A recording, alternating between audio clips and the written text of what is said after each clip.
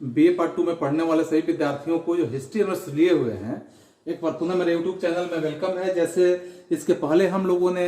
यहाँ पे 3 सेट तक गेस क्वेश्चन को देखा है, जिसमें प्रथम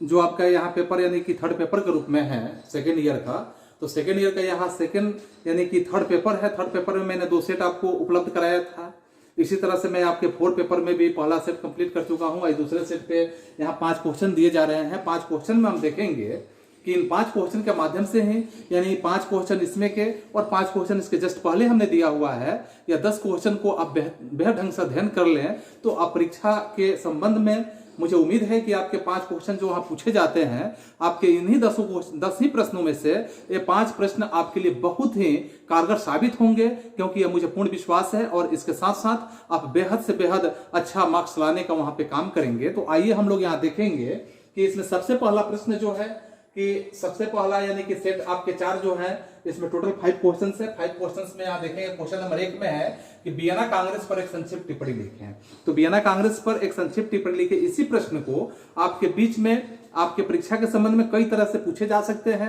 जैसे आपसे ये भी प्रश्न हो सकते हैं कि वियना कांग्रेस पर एक निबंध लिखें। वियना कांग्रेस से आप क्या समझते हैं, इसके गुण दोषों की वर्णन करें, वियना कांग्रेस के महत्वपूर्ण स्थितियों को दर्शावें। ऐसे करके आपसे कई तरह से प्रश्न पूछे जा सकते हैं। तो इस सारे प्रश्नों का उत्तर आपका यही होगा कि वियना कांग्रेस पर जो संक्षिप्त टिप्पणी लिखने की बात है, अर्थात टिप्पणी लिखने की बात है, तो इसमें हम सबसे पहले यहाँ पे जिक्र करेंगे, इसको उत्तर के रूप में हम समझेंगे कि जैसे आप वाटरलू का युद्ध समझते हैं, तो वाटरलू के युद्ध में पूरी तरह से ऐसे वाटरलू जो था, वाटरलू के युद्ध में पूर्णतः पराजित होकर जैसे ही नेपोलियन यहाँ सेंट हेलेना के निर्जन द्वीप में चला जाता है और फ्रांस में यानी फ्रांस पर जो राज सिंहासन है उस पर लुईस 18वां आसीन हो जाता है। तो इसी संबंध में इसके बाद यूरोप के जो सभी राजनीतिज्ञ होते हैं, तत्कालिक जो समस्याएं हैं, इस समस्याओं से संबंधित वहां हल ढूंढने के लिए ऑस्ट्रिया की जो राजगद्दी होता है, वैसे राजगद्दी पर वियना में एक तरह से, या वियना में हम कहें कि एकत्रित यहाँ होने की दशा जब वर्णन होता है, तो कांग्रेस के सामने सबसे प्रमुख यहाँ प्रश्न खड़ा हो जाता है कि नेपोलियन द्वारा जो निर्मित साम्राज्य है, इसकी पूर्ण व्यवस्था का होना। इस तरह की समस्या यहाँ पे खड़े होते हैं। और इसी तरह के प्रश्न के बारे में अगर देखा जाए तो ऐसे प्रश्न के उत्तर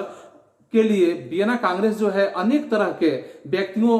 व्यक्ति जो होते हैं उसमें वियना कांग्रेस में जब भाग लेते हैं, लेकिन कुछ ही लोग यहाँ प्रमुख रूप में देखे जा सकते हैं, क्योंकि बहुत लोग किसी सम्मेलन में भले हिस्सा लें, लेकिन उसमें से कुछ ही लोग जो होते हैं उसमें निर्णायक भूमिका में आते हैं, निर्णायक भूमिका के रूप में अपने आप को वहां पेश करने का काम करते हैं।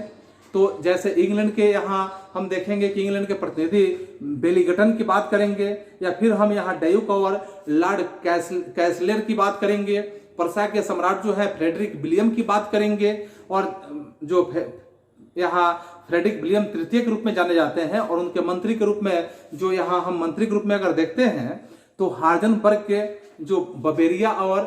बिरहेमबर्ग के जो है उस बिरहेमबर्ग के शासकों के बारे में अगर हम देखते हैं तो ये सभी लोग यहाँ पे उपस्थित हुए थे, सभी लोग इस सम्मेलन में आए हुए थे। और इसके साथ साथ अगर हम देखते हैं, लेकिन वियना जो है, वियना कांग्रेस के निर्णयों को सबसे अधिक अगर देखा जाए तो 2 व्यक्तियों के हाथों में यह रहता है, क्योंकि 2 ही व्यक्ति इसको प्रभावित करने का काम करते हैं, जिसमें एक है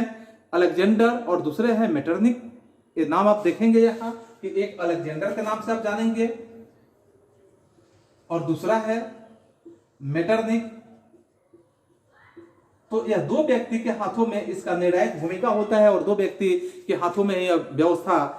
घूमते हुए चलते हुए नजर आता है। तो यहाँ जार अलेक्जेंडर प्रथम के बारे में अगर हम समझना चाहते हैं तो नेपोलियन को हराने में सबसे अगर महत्वपूर्ण भूमिका अगर माना जाता है, तो सबसे ज्यादा हाथ अगर कहें तो यह रूस का ही महत्वपूर्ण हाथ रहता है। इसीलिए तो यहाँ कांग्रेस जो है, वियना कांग्रेस में जार अलेक्जेंडर का सबसे बड़ा यहाँ महत्वपूर्ण स्थान के रूप में रखा जाता है कि उन्होंने बहुत ही महत्वपूर्ण कार्य को किया था। और उस समय का जो दशा होता है, रूस के पास एक विशाल सेना भी होती थी। यूरोप के किसी भी राज्य में यहाँ रूस की तरह सेना उस समय उस दौर में नहीं थी, और इसीलिए यहाँ यूरोप के सभी राज्य उसी की बात मानने के लिए मजबूरी में स्वीकार करते थे। फिर हम मेटरनिक की बात समझते हैं, तो मेटरनिक में देखेंगे कि दूसरा अगर महान व्यक्ति के रूप में मेटरनिक को माना जाता है, तो मेटरनिक महान व्यक्तित्व के साथ साथ ऑस्ट्रेलिया का एक तरह के चांसलर मेटरनिक के रूप में जाना जा सकता था, क्योंकि वह प्रथम श्रेणी राजनीतिज्ञ और महान कूटनीतिज्ञ के बारे में अगर देखा जाए तो एक महान कूटनीतिज्ञ के भी भूमिका में वो अपने आप को पेश करने का काम किया था। फिर यहाँ जार ने इन सब गुणों का अगर देखा जाए तो जार के अंदर ऐसे जितने गुण था ये सभी गुणों का बिल्कुल अभाव था और इसलिए से मेटरनिख ही सभी निर्णय में हमेशा के लिए छाया रह गया। तो इस तरह से वियना की कांग्रेस की कोई निश्चित, अगर हम यहाँ समझते हैं कि निश्चित कार्य प्रणाली के रूप में देखें तो कोई निश्चित कार्य प्रणाली ही कांग्रेस की यहाँ वियना कांग्रेस की नहीं थी। तथा किसी के बाद के निर्णय की जो बात की जाती है तो निर्णय करने का कोई यहाँ व्यवस्थित ढंग की अगर हम समझते हैं तो वहां ढंग भी ऐसे व्यवस्था के रूप में, अच्छे व्यवस्था के रूप में वहां किसी प्रकार का ऐसा ढंग भी नहीं था। खासकर दावतों में, नाच घरों में और आकाश के समय अगर देखा जाए तो गंभीर रूप से राजनीतिक समस्याओं का और राजनीतिक समस्याओं के साथ साथ तथा विभिन्न देशों की सीमाओं का वो निर्धारण हमेशा किया जाता था। राजा और उसके जो सामंत वर्ग के लोग हुआ करते थे, इनके मंत्रीगण होते थे, जनता की इच्छा अथवा अनिच्छा का एकदम इस पे ख्याल नहीं किया जाता था। विजयी राष्ट्र जो हुआ करते थे वे हमेशा लूट के माल में अपने आपस में बंटवारा करने का काम किया करते थे और खासकर चार सबसे, अगर हम बड़े राष्ट्र के रूप में समझते हैं कि चार सबसे बड़े राष्ट्र के रूप में, जैसे आप इंग्लैंड का नाम देखेंगे, रूस का नाम देखेंगे और इसके बाद आप देखेंगे प्रसा का नाम, फिर आप ऑस्ट्रिया का नाम देखेंगे। तो चार महत्वपूर्ण ऐसे राष्ट्र थे,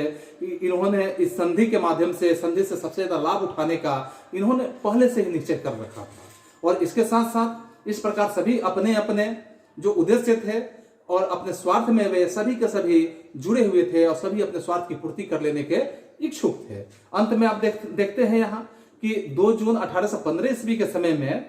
क्या होता है कि कानून जो होता है, अंतिम कानून यहाँ पास करके सबके बीच में पेश कर दिया जाता है और वियना की कांग्रेस संधि के नाम से यह प्रसिद्ध कर दिया जाता है। तो इसमें आपने देखा कि कई तरह के राष्ट्र जो थे अपने महत्वपूर्ण भूमिका का निर्वहन किए। फिर अगर हम धाराओं की बात करते हैं, इनकी जो धारणाएं हैं, या वियना कांग्रेस की किस प्रकार की धारणा थी, कैसी सोच थी, तो ऐसे सोच के बारे में अगर हम समझते हैं तो यहाँ देखेंगे कि सबसे पहले हम इसे अलग अलग खंडों में बांटने का काम करेंगे ताकि हमें समझने में काफी सुविधापूर्वक हम इसे समझ सकें। तो सबसे पहले अगर हम इसके पॉइंट के रूप में देखते हैं तो इंग्लैंड में जो औरंज वंश के शासक हुआ करते थे वे पुनः स्थापित कर दिए गए और हालैंड जो था, हालैंड फ्रांस को, या हालैंड का स्थिति था तो फ्रांस का क्या किया गया कि वो सीमांत प्रदेश था और हालैंड जब यहाँ आप देखेंगे कि फ्रांस का सीमांत प्रदेश था तो उसको शक्तिशाली बनाने के लिए बेल्जियम तथा हालैंड का यहाँ पे संगठन एक जगह पे संगठित कर दिया गया। यद्यपि हम बेल्जियम की बात करते हैं कि बेल्जियम ने इसका विरोध भी किया, क्योंकि विरोध करने का औचित्य था कि इंग्लैंड और बेल्जियम दो पृथक अगर राष्ट्र के रूप में थे तो ये दो पृथक राष्ट्र थे और उसके संगठन का अर्थ यहाँ देखेंगे कि इंग्लैंड का बेल्जियम का प्रभुत्व जो था, यहाँ प्रभुत्व स्थापन करना ही था। किंतु अगर हम इसमें समझते हैं कि इसके विरोध का कोई ख्याल ही नहीं किया गया, और जब ऐसे ही इसके विरोध का ख्याल नहीं किया गया तो आप यहाँ पाएंगे कि इंग्लैंड, हालैंड का शासक अब संगठित होकर नीदरलैंड का राजा बना दिया गया। पुनः अगर हम दूसरे बातों पर ध्यान देते हैं, दूसरे पॉइंट पर देखते हैं तो संधि के समय जब देखा गया तो यहाँ वैध जो अधिकार थे, वैध अधिकार का जो सिद्धांत था पूर्णतः इससे पालन कर दिया गया और पूर्णतः पालन करने के साथ साथ तथा इसके जो अनुसार अगर हम देखते हैं, इसकी स्थितियों को समझते हैं तो राष्ट्रों की मुआवजा यहाँ पे प्रदान करने का काम भी किया गया। अर्थात जैसे राष्ट्र जो राज्य थे जिनको मुआवजा की जरूरत था वैसे राज्यों को मुआवजा देने की स्थिति प्रदान की गई, क्योंकि इंग्लैंड को यूरोप में माल्टा तथा जो आयोनियम क्षेत्र था, आयोनियम द्वीप था, ऐसे द्वीप समूह का यहाँ संरक्षण प्राप्त हो गया। और इसके साथ साथ यहाँ गिनीलैंड की बात करेंगे तो गिनीलैंड के उपनिवेश में यहाँ स्पेन था, ट्रिनिडाड के रूप में हम देखेंगे तो फ्रांस के टोबिगो की नाम हम समझते हैं। तो इस तरह से मारिस तथा सेंट लुमिया की अगर हम स्थिति को समझेंगे तो हालैंड में उत्मासा अंतरिप और इंग्लैंड यहाँ पे क्या हुआ कि यह इंग्लैंड को दे देने का काम कर दिया गया। फिर हम यहाँ तीसरे पॉइंट पे अगर हम विचार करते हैं तो ऑस्ट्रिया का जो प्रदेश था, इस ऑस्ट्रिया के प्रदेश को बेल्जियम को दे दिया गया और उससे जो बेल्जियम से लेकर ऑस्ट्रिया का जो प्रदेश था वो बेल्जियम से ले लिया गया और बेल्जियम से लेकर हालैंड को दे दिया गया। इसके साथ साथ अंत में उसके बदले में क्या किया गया कि ऑस्ट्रिया को इटली के बहुत से प्रदेश दे दिए गए और खासकर लोम्बार्डी और बोनेसिया का जो जगह था यह ऑस्ट्रिया को दे दिया गया तथा हिलेरिया जो जगह था हिलेरिया के सूबे पर भी उसका एक अधिकार अपना स्वतः मान लिया गया। पोलैंड को से दक्षिण जो पोलैंड के दक्षिण में गैलिसिया जगह था तथा बवेरिया था से टाइरिल ऑस्ट्रिया को यह प्रदान कर दिया गया। इसके साथ साथ हम यहाँ फिर समझेंगे कि इन भागों को मिलने वाले जो ऑस्ट्रिया की शक्ति थी, इस शक्ति के माध्यम से अगर हम यहाँ देखेंगे तो असीमित वृद्धि करने का काम भी किया गया। पूर्वोत्तर वह एक महत्वशाली के रूप में हम देखेंगे, ऐसे राष्ट्र के रूप में, महत्वशाली राष्ट्र के रूप में इसे स्वीकार किया गया। और पुनः अगर यह सब स्थितियों को जब हम यहाँ विवरण करते हैं तो मेटरनिख के प्रयास जो थे वो अथक प्रयास के रूप में कार्यों को नैतिज्ञ का यहाँ परिणाम हम समझ सकते हैं। इसके साथ अगर हम चौथे बिंदुओं पर विचार करते हैं तो वियना की जो कांग्रेस थी, कांग्रेस के द्वारा यहाँ प्रजा को बहुत ज्यादा लाभ प्रदान कर दिया गया। और इसके साथ साथ उसके अगर हम देखेंगे कि जब ज्यादा लाभ दे दिया गया, नेपोलियन ने जर्मनी के जितने प्रदेश थे, तो जितने प्रदेश यहाँ छीना हुआ प्रदेश था, ऐसे छीने हुए प्रदेशों पर सब पर प्रजा पुनः अपना अधिकार स्थापित कर लिया। इसके बाद स्वीडन जो था, स्वीडन से उसकी जो यहाँ अगर हम पैरोरिनिया की बात हम करते हैं तो ऐसे प्रदेश को दे दिया गया। सैक्सनी जो था, इसके 25 भाग पर प्रजा का अधिकार स्वीकृत मान लिया गया। और इस प्रकार से वेस्टफेलिया जो था, वेस्टफेलिया का पूर्ण प्रदेश तथा राइन का जो अधिकांश हिस्सा था, इस अधिकांश हिस्सों पर प्रजा के साम्राज्य का यह अंग मान लिया गया। इसके बाद वेस्टफेलिया का पूर्ण जो प्रदेश अभी हमने बताया, तो इस तरह प्रजा को इतना अधिक शक्तिशाली बनाने का अगर हम यहाँ जिक्र करते हैं तो सबसे अधिक शक्तिशाली बनाने का यही उद्देश्य था कि वह फ्रांस पर वो रोकथाम के लिए या रोकथाम अपने आप से वो करने के परिस्थिति में सोच रहा था। यदि प्रजा में नेपोलियन जैसा योद्धा उत्पन्न हो जाता तो क्या होता, तो प्रजा उसको पराजित कर निश्चित रूप से कर देता। लेकिन ऐसा नहीं हुआ। इन प्रदेशों को प्रजा में मिल जाने से महत्वपूर्ण परिणाम हम लोगों के बीच में एक ऐतिहासिक रूप से दिखते हुए नजर आया। और प्रजा जो था, यहाँ प्रजा को खनिज के रूप में जो पदार्थ वाले प्रदेश थे वह जब दे दिए गए, तो जहां लोहा और कोयला अत्यधिक मात्रा में मिला करते थे, इस कारण प्रजा को अभी भी कहा जाए कि अभी तक कृषि प्रधान देश ही समझा जा रहा था, कृषि प्रधान देश ही था। अब वह औद्योगिक प्रधान देश भी उभर कर सामने आया और उसके उद्योग धंधों में एक तरह से महान उन्नति का कारण भी हम लोगों के बीच में प्रस्तुत हुआ। और प्रत्यक्ष रूप से यह वियना का कांग्रेस का ही प्रतिफल था। पुनः अगर हम पांचवें बिंदुओं पर विचार करते हैं तो पांचवें बिंदुओं पर अगर देखेंगे तो यहाँ पे देखेंगे पांचवें बिंदु पर कि स्वीडन को फिनलैंड का प्रदेश और जैसे रूस के जो पोमेरेनिया प्रदेश था उसको दे दिया गया। उसके बदले में डेनमार्क से नॉर्वे का प्रदेश छीनकर स्वीडन को दे दिया गया। और स्वीडन तथा नॉर्वे का संगठन यहाँ जैसे ही मजबूत हुआ तो उसके साथ क्या होता है कि इस प्रकार डेनमार्क का नेपोलियन का साथ देने का दंड भी यहाँ बीच में उपस्थित होता है। फिर हम अगले यहाँ पॉइंट के रूप में समझते हैं तो कांग्रेस ने स्विट्जरलैंड से क्या किया कि स्विट्जरलैंड को शक्तिशाली बनाने के लिए तथा उसमें अगर हम देखेंगे कि 3 नए प्रदेशों को संयुक्त करने का काम भी किया। इसके बाद स्विट्जरलैंड ही एक ऐसा देश था जहां स्वतंत्र संघात्मक प्रजातंत्र शासन प्रणाली की स्थापना कांग्रेस ने स्वीकार कर रखा था। ऐसे यूरोप के सभी राष्ट्रों में उसकी जो तटस्थता की नीति थी, ऐसे तटस्थता की नीति के साथ साथ मान्यता भी इसे प्रदान कर दी गई। पुनः हम यहाँ अगले बिंदुओं पर विचार करते हैं, अर्थात हम 7वें बिंदुओं पर देखते हैं। तो 7वें बिंदु में देखेंगे कि जर्मनी में पुनः जो स्थापना था, जर्मनी की जैसे पुनः स्थापना में वैध अधिकार के सिद्धांत का पालन यहाँ स्पष्ट रूप से नहीं किया गया, क्योंकि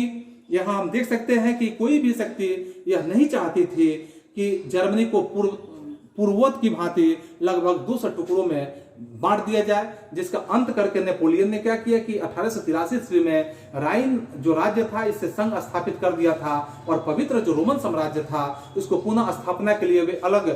वे लोग जो यहाँ उत्सुक बने हुए थे। इस साम्राज्य का अंत नेपोलियन ने 1886 ईस्वी में नेपोलियन ने क्या किया कि 1886 ईस्वी में इसे कर दिया। और इस तरह से जर्मनी के जो संगठन थे, ऐसे संगठन के साथ साथ अगर हम देखेंगे कि इसके स्थान पर ढीले ढाले संघ की स्थापना भी कर दी गई। और इसके साथ जब हम देखते हैं कि इसके सदस्य जो थे वो उस समय 38 जर्मन राज्य के रूप में बनाए गए थे। और ऐसे 38 जर्मन राज्य के रूप में जब सदस्य बनाए गए थे तो इन संघ में एक राज्य परिषद की अगर हम यहाँ विश्लेषण करते हैं तो एक राज्य परिषद तक युद्ध अथवा संधि नहीं कर सकता था जब तक यहाँ राज्य क्या या परिषद से उससे अनुमति नहीं मिल जाती थी, तब तक वो युद्ध करने की स्थिति में नहीं था। क्योंकि राज्य परिषद जो थी ऐसे सदस्यों का चुनाव जनता के द्वारा, जो भी यहाँ सदस्य का चुनाव होता था उसे जनता के द्वारा न होकर यह सीधे डायरेक्ट कहा जाए तो शासकों के माध्यम से ही यह किया जाता था। इसके साथ साथ अंत में लोग जो थे विभिन्न देशों के राजाओं के प्रति अपने उत्तरदायित्व की भूमिका में निर्वहन कर रहे थे। और न कि अगर कहा जाए कि वे राजा के प्रति अपने भूमिका के प्रति उत्तरदायी थे, बल्कि वो प्रजा के प्रति किसी तरह की भूमिका में उत्तरदायी नहीं थे। अंत में स्थापना अगर हम कहें कि अंत में लोग विभिन्न देशों के राजा के प्रति उत्तरदायी थे और इस संघ की जो स्थापना था एक अगर हम कहें कि एक बहकावा मात्र ही थी। और यह उन स्वार्थी जो राष्ट्र थे, ऐसे राष्ट्रों की ईर्ष्या का ही एक परिणाम हम समझ सकते हैं कि जो भी स्वार्थी राष्ट्र थे उनका एक ईर्ष्या का ही परिणाम था। क्योंकि जो अपने अधिकारों और स्वतंत्रता के तिल मात्र से वे पीछे हटने का नाम नहीं ले रहे थे और अपने स्वार्थ की पूर्ति करने में वो लगे हुए थे। फिर अगर हम यहाँ 8वें बिंदुओं पर विचार करते हैं तो देखेंगे कि पर्सा तथा हॉलैंड जो था इसी के समान ही फ्रांस के दक्षिण में स्थित जो सार्डिनिया को भी विशाल और सुदृढ़ राज्य बनाने का प्रयास किया गया, जिससे फ्रांस जो था चारों ओर से इसमें सोच था यह कि फ्रांस चारों तरफ से इसमें घिर जाए। और जो सार्डिनिया था, सार्डिनिया क्रांति के पूर्व अगर इटली की स्थिति को देखा जाता है तो इटली का एक छोटा सा देश था जिसमें अब उसमें पिटमाउंट, जेनेओ तथा अगर हम देखें कि सैबोवान शामिल यहां कर देने का काम भी किया गया। और पुराने राजवंश थे उसको सार्डिनिया के पुनः शासक मान लेने का भी काम किया गया। ऐसे देशों को इटली में मिला देने की जो अप्रत्यक्ष रूप से यहाँ वियना की कांग्रेस ने इटली के भावी एकीकरण में अपनी महत्वपूर्ण भूमिका के माध्यम से सहयोग भी दिया। और हम देख सकते हैं कि बाद में सार्डिनिया के नेतृत्व में इटली का संगठन यहाँ जो संगठन की स्थिति था वह बिल्कुल संपूर्ण हुआ। फिर हम 9वें बिंदुओं के रूप में विचार करेंगे तो 9वें बिंदुओं के रूप में अगर हम देखते हैं तो इटली राज्य को जिसकी स्थापना अगर हम समझते हैं कि नेपोलियन ने ही किया था, दोबारा विभिन्न भागों में बांट देने का काम भी किया गया। पोप की जो राज्य उसी को लौटा दिया गया। पर्सा के जो नवीन राज्य थे इसे नेपोलियन को क्या किया गया कि नेपोलियन की जो पत्नी मेरिया लुइस थी उसी का अधीन से स्वीकृत करा दिया गया। इटली का अधिकांश भाग जो था वो ऑस्ट्रिया को सुपुर्द कर दिया गया। पुनः अगर हम यहाँ 10वें बिंदुओं पर विचार करते हैं तो 10वें बिंदुओं पर देखेंगे कि स्पेन और नेपिल्स जो थे, नेपिल्स की स्थिति अर्थात यहाँ स्पेन और नेपिल्स ने पुनः राज्य यानी राज्य जो था पुनः वहां के शासकों के दे देने का काम किया और उनकी जो सीमाएं थी वही निर्धारित कर दिए गए। और 1789 ईस्वी के वह पूर्व जो सीमाएं थी उसी सीमा को वहां पर निर्धारित करने का भी काम किया गया। हम यहाँ 11वें बिंदु पर विचार करते हैं तो पाएंगे कि रूस को वर्षा की जो संधि हुआ था तो वर्षा की डची का अधिकांश भाग वहां पर दे दिया गया तथा उसके अतिरिक्त जो फिनलैंड था, इस फिनलैंड जो अगर उसने स्वीडन से बलपूर्वक जीतने का काम किया था तो स्वीडन को बलपूर्वक जीता था उसी के पास उसे छोड़ दिया गया। क्रांतिकालीन युद्धों में रूस ने टर्की को क्या किया कि रूस ने टर्की से बासरेविया के प्रदेश को छीन लेने का काम किया। वियना की कांग्रेस ने वह प्रदेश जो था इस प्रदेश रूस के पास ही रहने देने की स्वीकृति भी प्रदान कर दिया। फिर हम अगर यहाँ 12वें पॉइंट की बात करते हैं तो अंतर्राष्ट्रीय संविधान का यहाँ जिक्र जरूर मिलेगा, क्योंकि अंतर्राष्ट्रीय संविधान के रूप में वियना की कांग्रेस ने यहाँ अंतर्राष्ट्रीयता की भावना का सम्मान करने का भी काम किया। चूंकि यह अंतर्राष्ट्रीयता यूरोप तक ही सीमित थी और वर्तमान युग में के समान अगर समस्त विश्व में से उसका कोई संबंध भी नहीं था, तो ऐसा संबंध नहीं होने की स्थिति में हम देख सकते हैं कि फिर भी आधुनिक राष्ट्रीयता की आधारशिला इसी वियना के कांग्रेस के द्वारा ही रखने का काम किया गया। लेकिन यह संविधान कभी भी कार्यान्वित नहीं किया गया, किंतु इसका निर्माण अगर किया गया तो किसी एक बात का घोतक भी नहीं था कि इस समय यूरोपीय राजतांत्रिक अंतर्राष्ट्रीय नियमों की जरूरत अनुभव करने लगे थे। फिर अगर हम 13वें पॉइंट की बात करते हैं तो दास प्रथा का भी अंत हो जाता है। यहाँ दास प्रथा का अंत कैसे होता है, तो 18वीं सदी में अगर हम यहाँ जिक्र करेंगे, उसके बारे में चर्चा करेंगे, तो 18वीं सदी में यूरोप भर में पूरे तरह से दास प्रथा का एक बोलबाला बना हुआ था, जो संसार के लिए अनेक भागों में जो था, विशेष रूप से अफ्रीका से पोप के जहाज जो थे यहाँ दासों को भर कर लेकर आने का काम करते थे, तथा उनको यूरोप के समस्त लोग खरीदने का भी काम करते थे। जो 19वीं सदी के शुरू में समानता और बंधुत्व की भावना को मानने वाले जो उदार मनुष्य थे, ऐसे उदार मनुष्य इस प्रथा का घोर विरोधी बन गए, और इन्हीं उदार व्यक्तियों के प्रयत्न के माध्यम से हम कह सकते हैं कि वियना ने इस घृणित प्रथा का अंत करने का भी काम किया। क्योंकि एक प्रश्न आपके कंपटीशन में अक्सर आते रहते हैं कि दास प्रथा का शुरुआत जो होता है, तो यह दास प्रथा का शुरुआत जो होता है, दास प्रथा कितनी बुरी दशा होती है, इन सारी बातों को आप समझ रहे हैं, तो इस दास प्रथा का अंत होना यह तय हो गया। तो इस तरह से हमने देखा पहले प्रश्न को। फिर हम देखते हैं दूसरे प्रश्न पे। इस चौथे सेट के दूसरे प्रश्न के रूप में यदि हम देखेंगे तो यहाँ पाएंगे कि दूसरा प्रश्न हमारा है कि सन 1848 क्रांति के कारणों को लिखें। इसे कई तरह से भी पूछा जा सकता है कि 1848 क्रांति के महत्वपूर्ण कारणों को लिखें। 1848 ईस्वी के क्रांति के कारणों से आप क्या समझते हैं, उल्लेख करें। तो ऐसे करके कई तरह से इस सवाल को ही पूछा जा सकता है। तो इसमें हम देखेंगे कि 1848 ईस्वी क्रांति जो है, इस क्रांति के कौन से कारण थे। तो आप 1815 ईस्वी में देखेंगे कि ऑस्ट्रिया के जो प्रधानमंत्री मेटरनिक हुआ करते थे, तो ऑस्ट्रिया के प्रधानमंत्री मेटरनिक 1815 ईस्वी में जो यूरोप के क्रांति को रोकने में महत्वपूर्ण भूमिका अपना निभाया था, काफी उसने प्रयास किया था। उनका प्रयास जो था एक तरह से कहा जाए कि काफी सराहनीय कहा जा सकता है हमारे इतिहास के लिए। और लेकिन यहाँ 1882 ईस्वी के बाद मेटरनिक अपने इस कार्य के प्रति बिल्कुल सफल रहने की स्थिति में नहीं रह सके, क्योंकि 1815 में उन्होंने सफलतापूर्वक प्रयास किया और 1882 ईस्वी के बाद उनमें सफलता क्षीण होने लगी। क्योंकि अगर हम यहाँ देखते हैं कि 1822 ईस्वी से 1830 ईस्वी की जो अवधि होता है, इस अवधि के बीच में जैसे हम देखेंगे जो भी क्रांतियां यूरोप में हुई, उनमें उसके फलस्वरूप यदि हम देखते हैं तो यूरोप के मेटरनिक का यहाँ प्रभाव जो होता है बहुत ही कम देखते हुए नजर आ रहा है। क्योंकि ऐतिहासिक रूप से मेटरनिक का यहाँ पे योगदान 1822 से 1830 ईस्वी में बहुत नगण्य के जैसा ही दिख रहा है। इसके साथ यूरोप के देशों में जो प्रजातंत्रात्मक व्यवस्था होता है, ऐसे प्रजातंत्रात्मक व्यवस्था और जो गणतंत्रात्मक व्यवस्था है, इसमें शासन व्यवस्था के रूप में अगर हमें समझते हैं, तो शासन व्यवस्था के रूप में देखेंगे कि ऐसे शासन व्यवस्था के साथ साथ जो स्थापना की संभावना बढ़ने की स्थिति में आने लग जाती है। और वह ठीक ही है कि 1830 ईस्वी में अगर हम यहाँ क्रांति विशेष रूप से सफलता अपने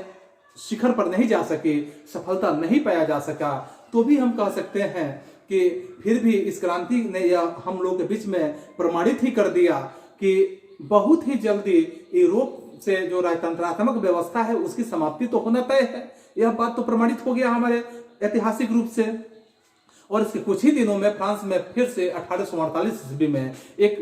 जोरदार क्रांति हुआ, और यही क्रांति जो है, इस क्रांति या शीघ्र पूरे अगर कहा जाए तो यूरोप के भौगोलिक स्थिति पे छा जाने के लिए एक तरह से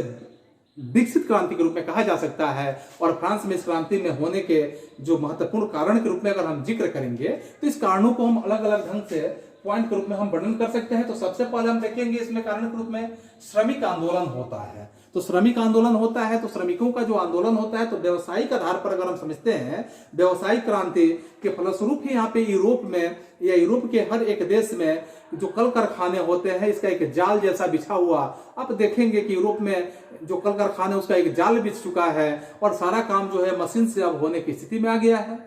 यहाँ श्रमिकों की जरूरत अब नहीं पड़ रही है, क्योंकि कुटीर उद्योग धंधे जो है अब बंद होने लगे हैं, क्योंकि बृहत उद्योग यहाँ स्थापित होने लगे हैं, जिसका सबसे अगर भयंकर असर देखा जाए, सबसे महत्वपूर्ण असर देखा जाए तो किसानों पर, और यहाँ पे जो मजदूर थे इस मजदूरों पर ही पड़ रहा था। मजदूर जो थे बेरोजगार होते जा रहे थे। पूरे के पूरे अगर मजदूर देखा जाए तो वे बेकार की स्थिति में आ चुके थे, और देश की आर्थिक दशा जो थी अब बिल्कुल दयनीय स्थिति में आ गया था, क्योंकि पूंजीपतियों के पास ही धन दौलत की स्थिति आने लगी थी। मजदूरों के पास बेरोजगारी का सामना करने के अलावा दूसरा कुछ नहीं था। अतः बेरोजगारी के साथ साथ उनका वित्तीय स्थिति भी बिल्कुल खराब हो चुका था, और ऐसी ही विषम परिस्थिति में पूंजीपतियों ने अपने लोगों का शोषण करना भी शुरू कर दिया। मजदूर थे, बच्चे और स्त्रियां थे, उनको काम के लिए हमेशा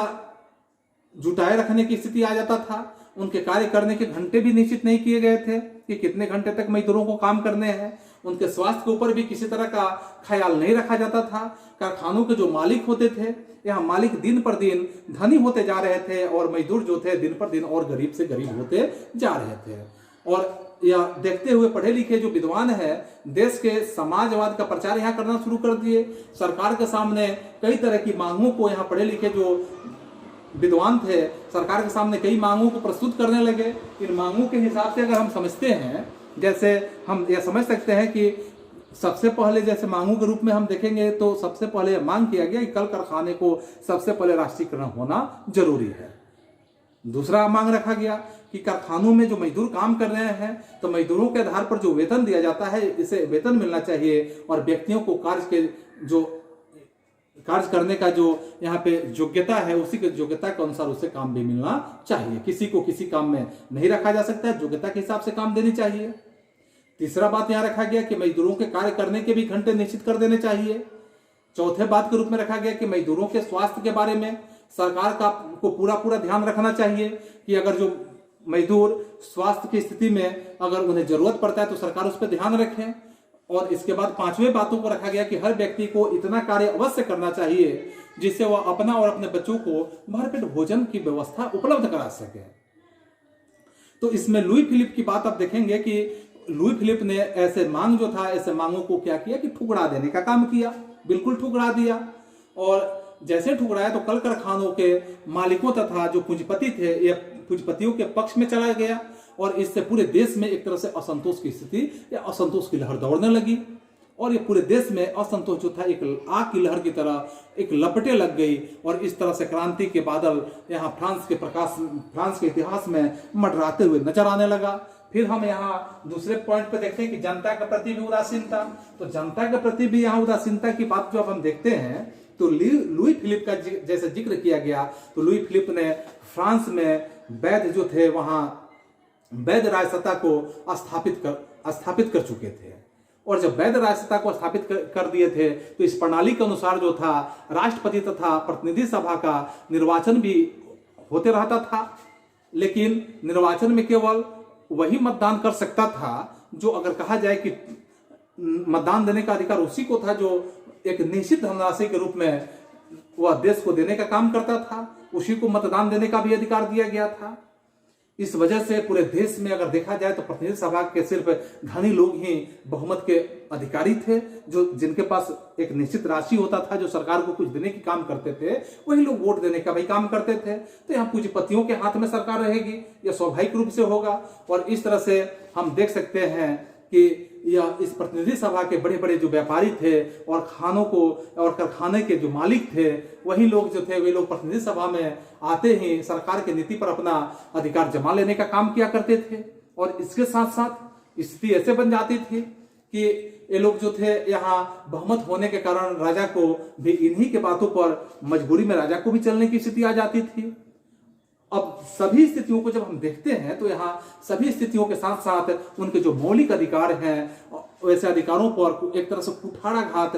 चोट पहुंचने लगता है। और इससे देश की जनता जो होती है लुई फिलिप की नीति का घोर विरोध करने लगती है और इसका परिणाम जो होता है यहाँ यह क्रांति का रूप पकड़ ही लेता है। पुनः अगले बिंदु पर अगर हम देखते हैं कि लुई फिलिप की गृह नीति की सफलता, तो लुई फिलिप की गृह नीति की जो सफलता है तो गृह नीति के रूप में देखेंगे लुई फिलिप का, तो लुई फिलिप ने यहाँ अपने ही शत्रुओं को जो उनके शत्रु बने हुए थे उन्हीं शत्रुओं के मध्य में वो घिर चुके थे। और जैसे ही अपने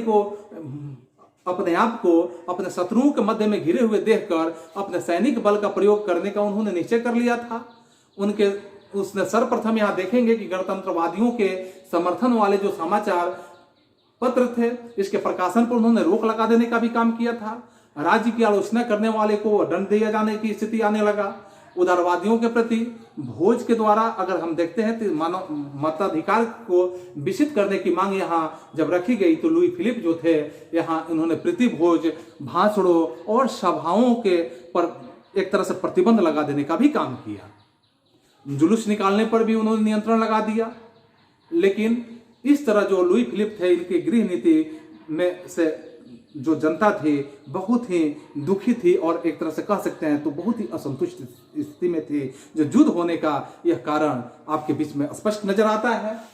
फिर हम देखेंगे कि लुई फिलिप की विदेश नीति की असफलता किस प्रकार से होती है। तो लुई फिलिप का विदेश नीति का सफलता जो है, तो लुई फिलिप की विदेश नीति के रूप में अगर हम समझते हैं तो उसके बहुमत से जो शत्रु हुए वे शत्रु क्या हुए कि खड़े हो गए। यहां तक अगर हम कहेंगे कि इंग्लैंड भी उसके विरोध में आ चुका था और बेल्जियम और यहाँ पूर्वी जो समस्या था, इस पूर्वी समस्या के मामलों में भाग न लेने के कारण फ्रांस की मान मर्यादा जो थी वह गहरा उसे एक गहरा धक्का लगा, एक गहरा चोट लगने की स्थिति में आ गया। अपने पुत्र को, जो पुत्र को स्पेन की रानी का अगर बहन कहा जाए तो उस बहन के से शादी करके इंग्लैंड के सहयोग से उसे हमेशा के लिए हाथ से धो देने का काम किया। इससे भी फ्रांस की जनता जो थी लुई फिलिप के विरोध में खड़ी हो गई और जिसका परिणाम हुआ कि यह क्रांति का स्वरूप तैयार हुआ। तो हम इसके अगले बिंदुओं पर विचार करते हैं। तो यहाँ देखेंगे गुर्जों की दमन स्थिति जो था, तो गुर्जों की जो दमन स्थिति था,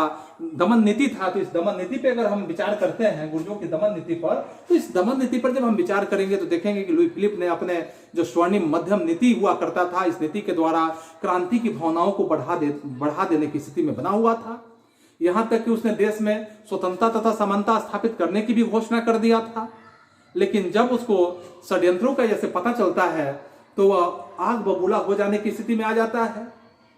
और उसके जितने सलाहकार होते हैं, यहाँ गुर्जों के दमन चक्र जब चला दिया गया है तो उसे जनता की सारी जो सुख सुविधाएं हैं यहाँ समाप्त कर दी जाती है। और इस संबंध में हेजन का यह कथन बनता है कि हेजन अपने शब्दों में कहते हैं कि he opposed any extension of suffrages, he opposed any legislation for the laboring classes, he opposed this, he opposed that। यानी इस तरह से अगर हम कहें तो कह सकते हैं कि उनकी जो दमन नीति से प्रजा जो थी बिल्कुल तंग हो चुकी थी और इतनी तंग हो गई थी कि वे लोग क्रांति के लिए कमर कस के तैयार हो चुके थे। तो ये क्रांति होना तो स्वाभाविक रूप से आपको नजर आएगा कि क्रांति होना तो तय है। इसके बाद हम देख सकते हैं कि राजनीतिक दलों का विरोध। तो राजनीतिक दलों के विरोध में अगले बिंदुओं पर जब देखेंगे तो ठीक उसी समय अगर हम यह चर्चा करते हैं कि फ्रांस में उदारवादी प्रतिक्रिया दल, जो एक तरह से गौरववादी दल, नेपोलियन दल और गणतंत्रवादी दल सक्रिय हो चुका था। तो ऐसे सक्रियता के रूप में हम नेपोलियन वाली जो दल था, जैसे नेपोलियन के वंश के व्यक्ति को सिंहासन पर बैठाना चाह रहे थे और इसके साथ साथ गणतंत्रवादी दल जो था यह प्रचार में अपने लीन हो चुके थे। ऐसे परिस्थितियों में क्रांति होना तो निश्चित ही जान पड़ता है। फिर यहाँ हम अगले बिंदुओं को देखते हैं कि क्रांति के विस्फोट की स्थिति जो होता है कि यह क्रांति का विस्फोट कैसे होता है। तो यहाँ क्रांति के विस्फोट में जब हम देखेंगे तो लुई फिलिप के स्थितियों को समझने का प्रयास करेंगे कि लुई फिलिप ने के प्राय सभी कार्यों से उसके माध्यम से हो रहे थे। इससे सभी लोग जो थे, सभी जनता जो थी, असंतुष्ट लोग उसके विरुद्ध क्रांति करने की स्थिति में आ चुके थे। पेरिस में एक विशाल जुलूस निकालने का काम किया गया। इस जुलूस में लोग यह नारा लगाना शुरू कर दिए थे कि सुधारवादी चिरंजीवी हो, गुर्जों का नाश हो। ऐसे नारा के रूप में यह पूरे तरह से यूरोप में प्रचलित हो चुका था। इस घटना से राजा डर चुका था और डर के अंदर ही अंदर वे पानी होने की स्थिति में आ चुका था और अंत में जनता की मांगों को पूरा करने का उन्होंने वचन भी दे रखा था तथा गुर्जों को पदच्युत कर दिया था। इससे भी जनता जो हुई बिल्कुल असंतुष्ट की स्थिति में आ गई। बाद में जब विद्रोही थे, विद्रोहियों ने गुर्जों के मकान को घेर लेने का काम किए। इस पर राजा जो थे सैनिकों के विद्रोहियों पर गोली चलाने का आज्ञा दे दिया। लेकिन स्थिति यह होता है कि सैनिकों ने गोली चलाने से बिल्कुल इनकार कर देते हैं और अंत में राजा डरकर गद्दी छोड़कर ही भाग जाता है। अब ऐसे अपने इस शेष दिन में इंग्लैंड जो होता है, यहाँ इंग्लैंड में रहकर वे अपने आप को बिताने का काम करता है और इस तरह से फ्रांस में गणतंत्र की स्थापना शुभारंभ हो जाती है। पुनः अगले हम यहाँ बातों पर ध्यान देंगे। क्रांति का जो स्वरूप होता है, इस क्रांति के स्वरूप में देखेंगे, अर्थात क्रांति का जो नेचर होता है, तो इसमें हम देखेंगे कि सन 1848 ईस्वी का जो क्रांति होता है यह योजनाबद्ध, एक तरह से हम कहें तो योजनाबद्ध तरीके से नहीं होता है। यहाँ तक कि इसके पीछे कई निश्चित उद्देश्य भी सामने आ जाता है इस क्रांति की शुरुआत जो होती है सुधारों की मांग से शुरू की जाती थी। मत देने के अधिकार पर विशेष ध्यान यहाँ नहीं दिया गया था। अब गुर्जों के मकान को घेरते समय जैसे हम देखेंगे कि 23 आंदोलनकारी जो थे उन्हें मार देने का काम किया गया। और उस समय क्रांतिकारियों का नारा था कि क्रांतिकारियों का नारा सुधारवादी जिंदाबाद से बदलकर गणतंत्र जिंदाबाद के रूप में उन लोगों ने अपने नारा को बदल लिया। क्रांतिकारियों ने गणतंत्र की घोषणा करके एक अस्थायी सरकार की स्थापना कर दी, लेकिन शीघ्र ही मजदूर दल के जो गणतंत्र को चुनौती दे दिया था, जिसके फलस्वरूप अब क्रांति का स्वरूप जो था समाजवादी हो चुका था। अब से फ्रांस में समाजवाद के सिद्धांत का भी प्रयोग किया जाने लगा था और इसके फलस्वरूप हम देखेंगे कि समाजवादी और जो गणतंत्रवादी थे इसके बीच में भी संघर्ष शुरू हो गया था और इस संघर्ष ने ही समाजवादी की हार हो जाती है और इसके बाद यह क्रांति का एक रूपरेखा तैयार हो जाता है। तो इस तरह से हमने देखा इस दूसरे प्रश्न में कि 1848 ईस्वी के क्रांति के कारणों का हमने जिक्र किया। फिर हम तीसरे प्रश्न पे हम विचार करेंगे कि इटली के एकीकरण को लिखें। इससे भी कई प्रकार से प्रश्न किए जा सकते हैं कि इटली के एकीकरण का वर्णन किया जाए। इटली के एकीकरण से आप क्या समझते हैं, या आप 1850 ईस्वी से लेकर देखेंगे कि 1870 ईस्वी के इटली का एकीकरण को लिखें। तो ऐसे स्थितियों में अलग अलग प्रश्न हो सकते हैं, लेकिन सभी का प्रश्न जो होगा या सभी का उत्तर एक ही जैसा होगा जो अभी मैं बताने जा रहा हूं। तो आप इस पर गौर करेंगे कि सन 1848 ईस्वी में जो क्रांति होता है, इस क्रांति के परिणाम स्वरूप इटली में एकता का एक आंदोलन यहाँ देखने के लिए मिलता है कि वो बिल्कुल विफल हो जाता है, अर्थात उसे असफलता हाथ लगती है। और ऐसे क्रांति के रूप में यह प्रतीत भी हो रहा है, क्योंकि इस दशा में किसी को भी अगर हम कहें कि किसी भी तरह की प्रगति यहाँ असंभव रूप से प्रतीत नहीं होती है, लेकिन इन सफलताओं से यह बिल्कुल स्पष्ट भी हो जाता है कि अब इटली अधिक दिनों तक गुलाम की स्थिति में नहीं रह सकता है या उसे अधिक दिनों तक गुलाम नहीं रखा जा सकता है। इटली के देशभक्त जो हैं उन्होंने कई तरह की योजनाओं को तैयार कर लिया है और महान जो मैजिनी होते हैं, मैजिनी ने यहाँ प्रजातंत्र का समर्थन शुरू कर देते हैं। इसके बाद आप यहाँ देखेंगे कि गैवोल्टी पोप के नेतृत्व में ही इटालियन संघ की स्थापना भी वे करने की स्थिति में आते हैं और कुछ लोग जो होते हैं पीडमांट के नेतृत्व में इटली की एकमात्र वे सपना देख रहे हैं कि इटली का एकमात्र उनके दिमाग में सपना बैठा हुआ है। इटली में अब यहाँ संघ और प्रजातंत्र की बात बिल्कुल समाप्त हो चुकी है, क्योंकि इटली के अंदर जो संघ और प्रजातंत्र की बात है वह अब मन से ही निकल चुका है,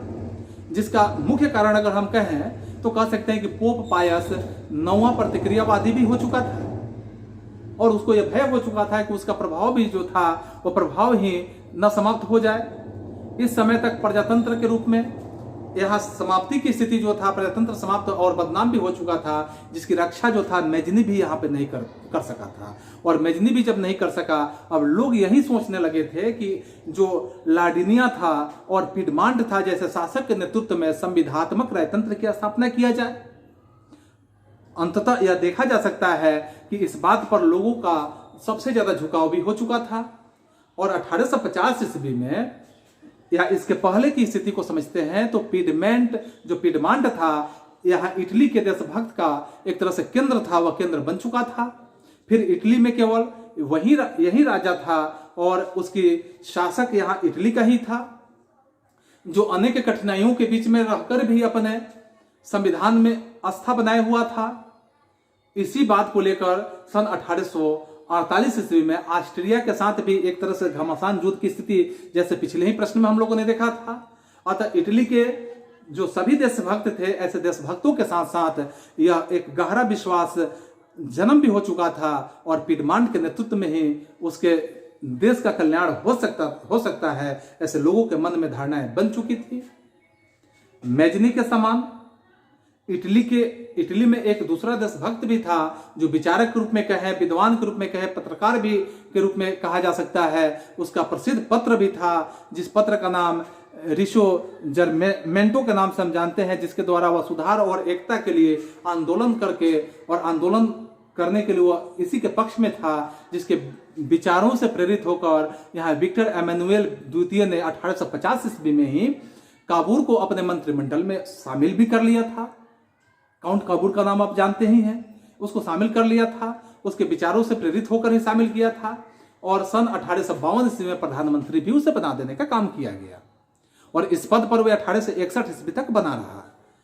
इसी बीच में उसे एक बार यहाँ पद त्यागने की स्थिति भी आ गई और काबूल जो था, काबूल के प्रधानमंत्री हो जाने के बाद इटली में स्वतंत्रता और एकता का जो दूसरा अगर अध्याय कहा जाए तो एक दूसरा अध्याय भी यहाँ पे शुभारंभ हो जाता है, क्योंकि काबूल को यह अपने मन के अंदर गहन विश्वास होता है कि इटली की स्वतंत्रता और एकता यदि एक दूसरे के साथ सहायता पर ही निर्भर करती है, अर्थात एक दूसरे के साथ या सहायता पर ही निर्भर करती है। अब इस तरह से इटली जो था, इटली स्वतंत्र बनने के लिए उसने यूरोप के जो स्थिति था, यूरोप के अन्य राज्यों को भी अपने तरफ ध्यान आकर्षित कराने का काम किया। और इसके साथ साथ वह भली भांति यह भी बात समझ रहा था कि इटली में इतनी जो यहाँ इटली में इतनी ताकत भी नहीं है जो कि विदेशों में अपने उद्देश्य की वो पूर्ति भी किया जा सके। तो काबूल ने यहाँ पे क्या किया कि एक नई नीति को अपनाने का यहाँ सोच अपने मन में विकसित किया, क्योंकि इटली को ऑस्ट्रिया की ताकत से वह मुक्ति दिलाकर ही चाह रहा था कि जो सेवाय वंश था इसके नेतृत्व में वे शासन करने के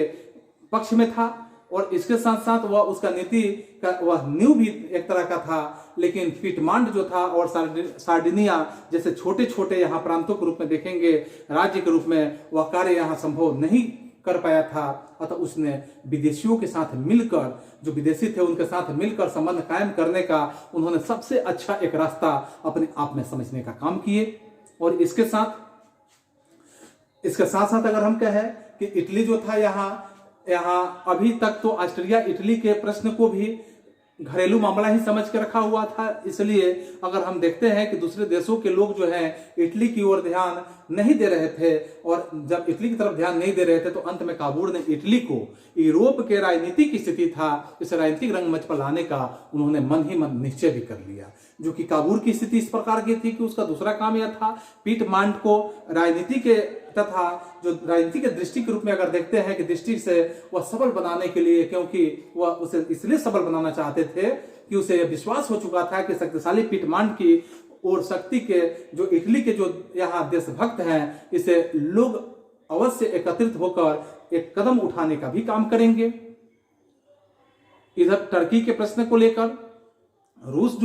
जो था, यहाँ रूस भी इंग्लैंड और फ्रांस का उसके बीच में झगड़ा चल रहा था। और रूस और फ्रांस के बीच में जो झगड़ा चल रहा था, काबूल के लिए यह एक बहुत ही सुंदर मौका भी मिल गया था। और काबूल जो था वह शीघ्र ही फ्रांस और इंग्लैंड का वह पक्ष लेकर क्रीमिया की लड़ाई में तन मन धन से मदद करने के पक्ष में भी आ गया। लेकिन सार्डिनिया की सेना जो थी बहुत ही बहादुरी के साथ लड़कर विजय प्राप्त कर अपने इस जीत से पिटमांड को ज्यादा से ज्यादा यहाँ लाभ पहुंचने का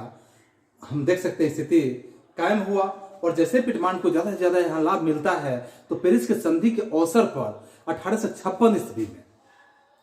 क्या होता है कि काबूल ने इटली के प्रश्न को वहां पे उठाने का भी काम करता है और उससे ऑस्ट्रिया के जो शासक हैं शासन में खूब एक तरह से भर्त्सना करने का भी काम किया जाता है। और परिणाम यह होता है कि इटली की दुखद जो स्थिति है सिर्फ देशभक्तों तक ही सीमित नहीं रह जाता है, बल्कि पूरे यूरोप की जो बड़ी बड़ी शक्तियां होती है वैसे शक्तियों के रूप में अगर देखा जाए तो प्रतिनिधियां भी उस समस्या पर विचार करने के लिए लग जाती है और पिटमांड की जो इज्जत प्रतिष्ठा होती है वो और ज्यादा विकसित हो जाती है और ज्यादा इज्जत प्रतिष्ठा बढ़ जाती है, जिससे यूरोप के बहुत सारे जो देश हैं उसकी ओर आकर्षित भी हो जाते थे। और आकर्षित होने के साथ साथ यहाँ सहानुभूति प्रदर्शित करने में भी उन्होंने भूमिका निभाया। काबूल जो थे इन्होंने पुनः एक दूसरा कदम उठाकर फ्रांस के जो शासक थे नेपोलियन तृतीय को इटली की मदद करने के लिए अपनी तरफ वो मिला लेने का काम करते हैं। नेपोलियन तृतीय की इटली की स्वतंत्रता के प्रति सहानुभूति कायम रखता है और खासकर काबूल और नेपोलियन तृतीय की भेंट सन 1856 ईस्वी में जो कोलंबीर के मैदान होता है उस मैदान में भेंट होता है और यह तय कर लिया जाता है कि ऑस्ट्रिया जो है ऑस्ट्रिया और सार्डिनिया के युद्ध में नेपोलियन तथा सार्डिनिया की मदद करेगा। साथ ही साथ यह भी तय कर लिया जाता है कि लोमार्डो जो है और बेनिसिया है से उसे खदेड़ कर दोनों प्रांत जो है यहाँ दोनों प्रांत को पिडमांट में मिला दिया जाएगा। नेपुल्स जो है यहाँ नेपुल्स रोम के अनुसरण जो नेपुल्स यहाँ है नेपुल्स और रोम को यहाँ अक्षुण्ण रखा जाएगा और बचे हुए जो भाग है एक अलग राज्य के रूप में उसे बना दिया जाएगा। बदले में फ्रांस को नीश और जो सेवाएं है उसे दे देने की बात कर दी गई। फिर भी प्लामबीर जो थे, इनके समझौते के मौके पर यह निश्चय किया गया कि ऑस्ट्रिया से युद्ध का बहाना ढूंढा जाए, और यह सार्डिनिया का काम ही होगा कि युद्ध का बहाना ढूंढेगा। इसलिए उसने शीघ्र ही सार्डिनिया का सशस्त्रीकरण करना भी शुरू कर दिया। अब ऑस्ट्रिया को शंका उत्पन्न होने लगी और तब वह चेतावनी देना भी शुरू कर दिया, और 3 दिनों के भीतर ही उसने यह उत्तर भी मांग लिया था, और ऐसे उत्तर के रूप में, परंतु काबुल ने इस तरफ ध्यान ही नहीं दिया। वो अपनी योजना में एकदम व्यस्त स्थिति में था, और अंत में ऑस्ट्रिया ने सन 1859 ईस्वी में, और 1859 ईस्वी के समय में यानी 29 अप्रैल को सार्डिनिया के विरुद्ध में युद्ध भी छेड़ दिया। ऑस्ट्रिया का सेनापति जो था वह ऑस्ट्रिया का सेनापति गले, यानी कि वह 1 लाख सेना के साथ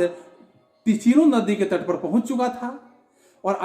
जब वह टिचिनो नदी के तट पर पहुंचा था तो उसे पूर्ण रूप से विश्वास भी हो गया था कि इंग्लैंड दोनों के में समझौता करवा देने की स्थिति में आएगा। लेकिन ठीक उसी समय फ्रांस की सेना जो थी वहां पे आ पहुंची, और जैसे फ्रांस की सेना पहुंच गई तो उसके फलस्वरूप यहाँ 1859 ईस्वी में सार्डिनिया और फ्रांस की मिलीजुली जो सेना थी, इस सेनाओं में ऑस्ट्रिया को जो मार्जेंटो तथा सान फेरिनो की लड़ाई में हरा देने का काम किया गया। जब ऑस्ट्रिया ने से युद्ध का यहाँ ऑस्ट्रिया और यहाँ जब युद्ध की स्थिति निश्चित हो गया, तो वैसे स्थिति में काबुल ने यहाँ खुश होकर भी the dead is cast and we have made history, ऐसे इटली की सेना ऑस्ट्रिया के से बदला लेने के लिए बेचैन थी, ऐसे स्थिति में था। अर्थात ऑस्ट्रिया भी पीछे हटने वाला स्थिति में नहीं आया था, क्योंकि ऑस्ट्रिया भी यहाँ पीछे हटने वाला नहीं था। अतः यहाँ युद्ध का बिगुल जैसे ही बच जाता है, तो युद्ध का बिगुल बच जाता है, तो काबुल की सेना भी जो होती है वो ऑस्ट्रिया को हरा देता है, और इस तरह से गैरिबाल्डी कोमो का जो प्रांत जो है ऑस्ट्रिया से छीन लिया जाता है। और इसके साथ साथ उसके बाद जो बेरगेमो होता है, और बेरगेमो नामक जगह पर यहाँ दोनों ओर से अगर देखा जाए कि ओर से बढ़ने लगते हैं, और इसी सफलताओं के में से काबुल को अपने उद्देश्यों की बड़ी मदद भी मिल जाती है। लेकिन समय बहुत बड़ा बलवान होता है, यह बात आप भली भांति जानते हैं। ठीक इसी बीच एक दुखद घटना घट जाती है, और 11 जुलाई 1859 ईस्वी के समय में आप यहाँ देखते हैं कि विक्टर एमेनुएल द्वितीय से बिना पूछे ही नेपोलियन तृतीय ने ऑस्ट्रिया से जो यहाँ बिले फ्रैंका नामक स्थान होता है उस पर संधि कर लेते हैं, और भागे हुए जो राजा होते हैं, ऐसे राजाओं को पुनः गद्दी पर बैठा लेना यह तय कर लिया जाता है, और पोप के अधीन ही इन सभी जो राज्य है राज्यों को एक संघ बनाने के लिए यह तय कर दिया जाता है, जिसमें नेपोलियन तृतीय ने कई कारणों से युद्ध में अपनी सेना को लौटा देने का काम करते हैं। और खासकर यहाँ देखेंगे कि फ्रांस ने कैथोलिक लोग जो यहाँ युद्ध का विरोध कर रहे होते हैं, प्रसा ऑस्ट्रिया का साथ देने के लिए तैयार था, और फ्रांस की सेना जो थी यहाँ वेनेसिया को बुरी तरह से घेर चुकी थी, और अंत में विवश होकर नेपोलियन तृतीय ने ऑस्ट्रिया से संधि कर लेते हैं, और नेपोलियन तृतीय जो है इटली को स्वतंत्र देखने की स्थिति में सोचते हैं, स्वतंत्र देखना चाहते हैं, परंतु उनकी एकता से उनको भी एक तरह का खतरा महसूस होता है, जिसमें नेपोलियन तृतीय ने इस विश्वासघात से दुखी हो जाते हैं। और जैसे विश्वासघात से दुखित होते हैं तो काबुल ने अपने इस मित्र से कहते हैं कि nothing remains for me now but to put a bullet through my head, यानी ऐसे शब्दों को संबोधित करते हैं। वह लड़ाई को चालू रखना चाहता था, लेकिन यहाँ विक्टर एमेनुएल द्वितीय की यह स्थिति होती है कि असहमति से उसने जूरिन की संधि कर लेते हैं, जूरिन से संधि के लिए तैयार हो जाते हैं, और अंत में कुछ बातों से दुखी होकर काबुल ने 13 जुलाई 1859 ईस्वी को अपना पद त्याग कर देते हैं। और इसके बाद एमेनुएल द्वितीय जो है रेटाजी को अपना प्रधानमंत्री भी नियुक्त कर लेते हैं, लेकिन उसके काम यहाँ जब नहीं निकलता था, इसलिए 20 जनवरी 1860 ईस्वी के समय में काबुल पुनः प्रधानमंत्री की स्थिति में बरकरार हो जाते हैं। और फिर हम अगले स्थिति में देखेंगे कि सार्डिनिया का राज्य विस्तार जो होता है, या हम ऐसे भी देख सकते हैं कि मध्य इटली के राज्यों का यहाँ विलयन किस प्रकार से होता है। तो इसमें लोवांडी का जो प्रदेश होता है सार्डिनिया की राज्य में जैसे ही मिल जाता है तो उनका विस्तार भी हो जाता है। उसका स्थान इस प्रकार से होता है,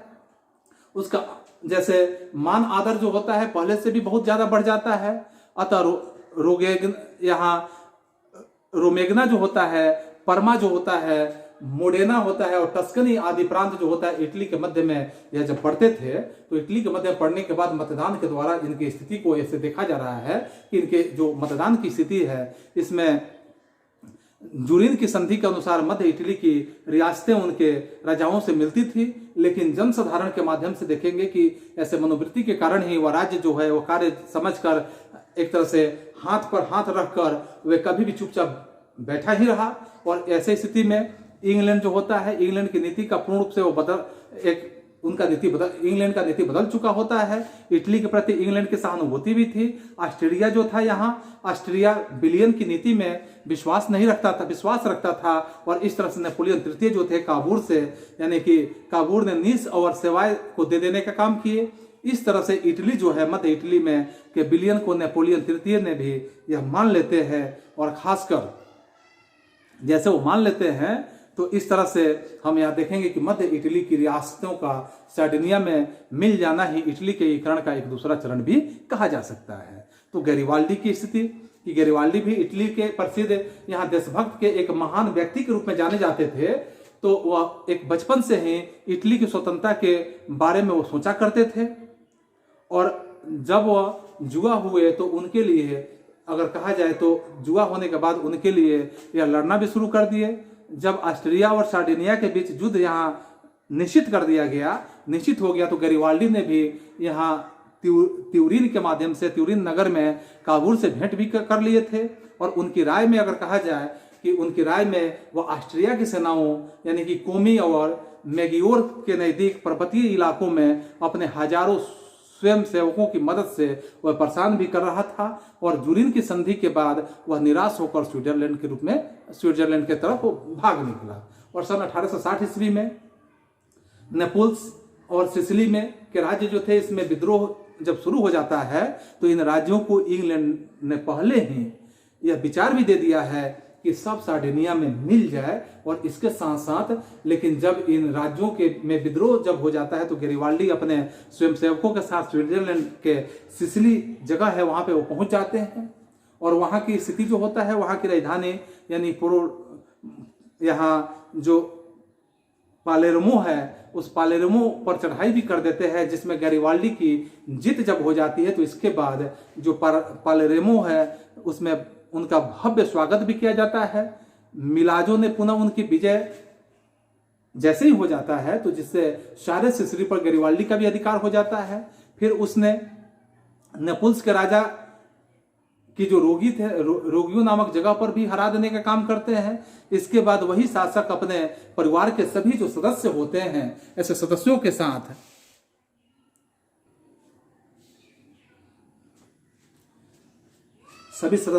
वो क्या करते हैं कि भाग जाते हैं। और इस तरह से नेपल्स भी गैरिबाल्डी के हाथ में ही आ जाता है। और इसके बाद स्थिति होता है गैरिबाल्डी ने रोम और जो वेनेजुएला है ऐसे राज्यों पर भी अपना आक्रमण करने की योजना बना लेते हैं। और कुछ बातों को लेकर गैरिबाल्डी और काबूल में एक तरह से मतभेद शुरू हो जाता है। और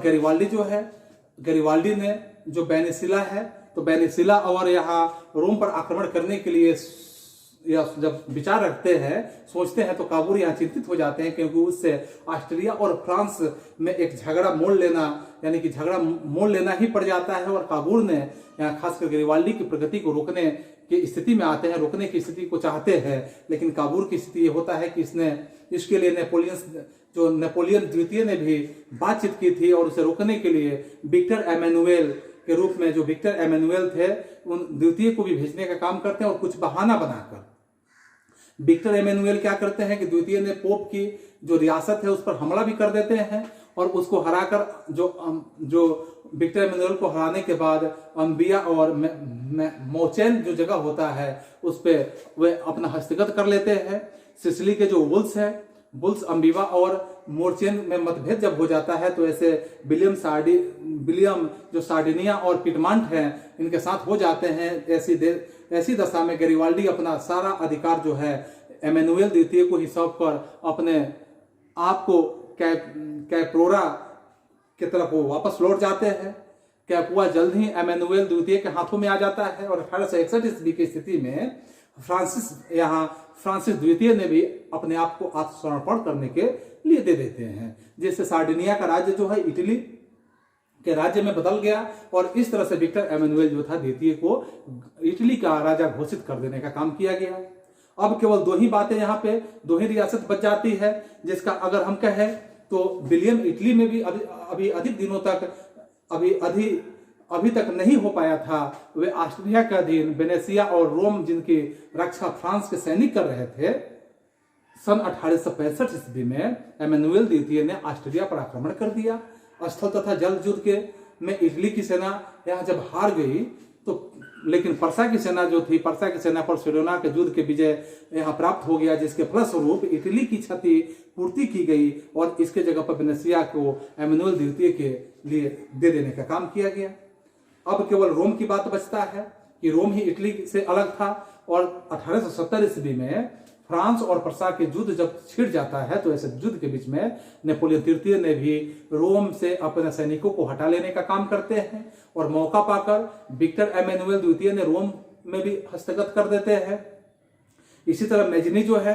मेजनी से प्रोत्साहित गैरिबाल्डी की शक्ति, काबूल की दूरदर्शिता और विक्टर एमेनुएल द्वितीय की जो सामयिक सूझबूझ होता है, इसके कारण इटली का पूर्ण रूप से एकीकरण यहाँ कर दिया जाता है। तो इस तरह से इटली के एकीकरण के बारे में आप लोगों ने देखा और इसके बाद हम चौथे प्रश्न पे चलते हैं, जहाँ नंबर 4 में हम देखेंगे कि जैसे यहाँ हिटलर के बारे में वर्णन किया गया है कि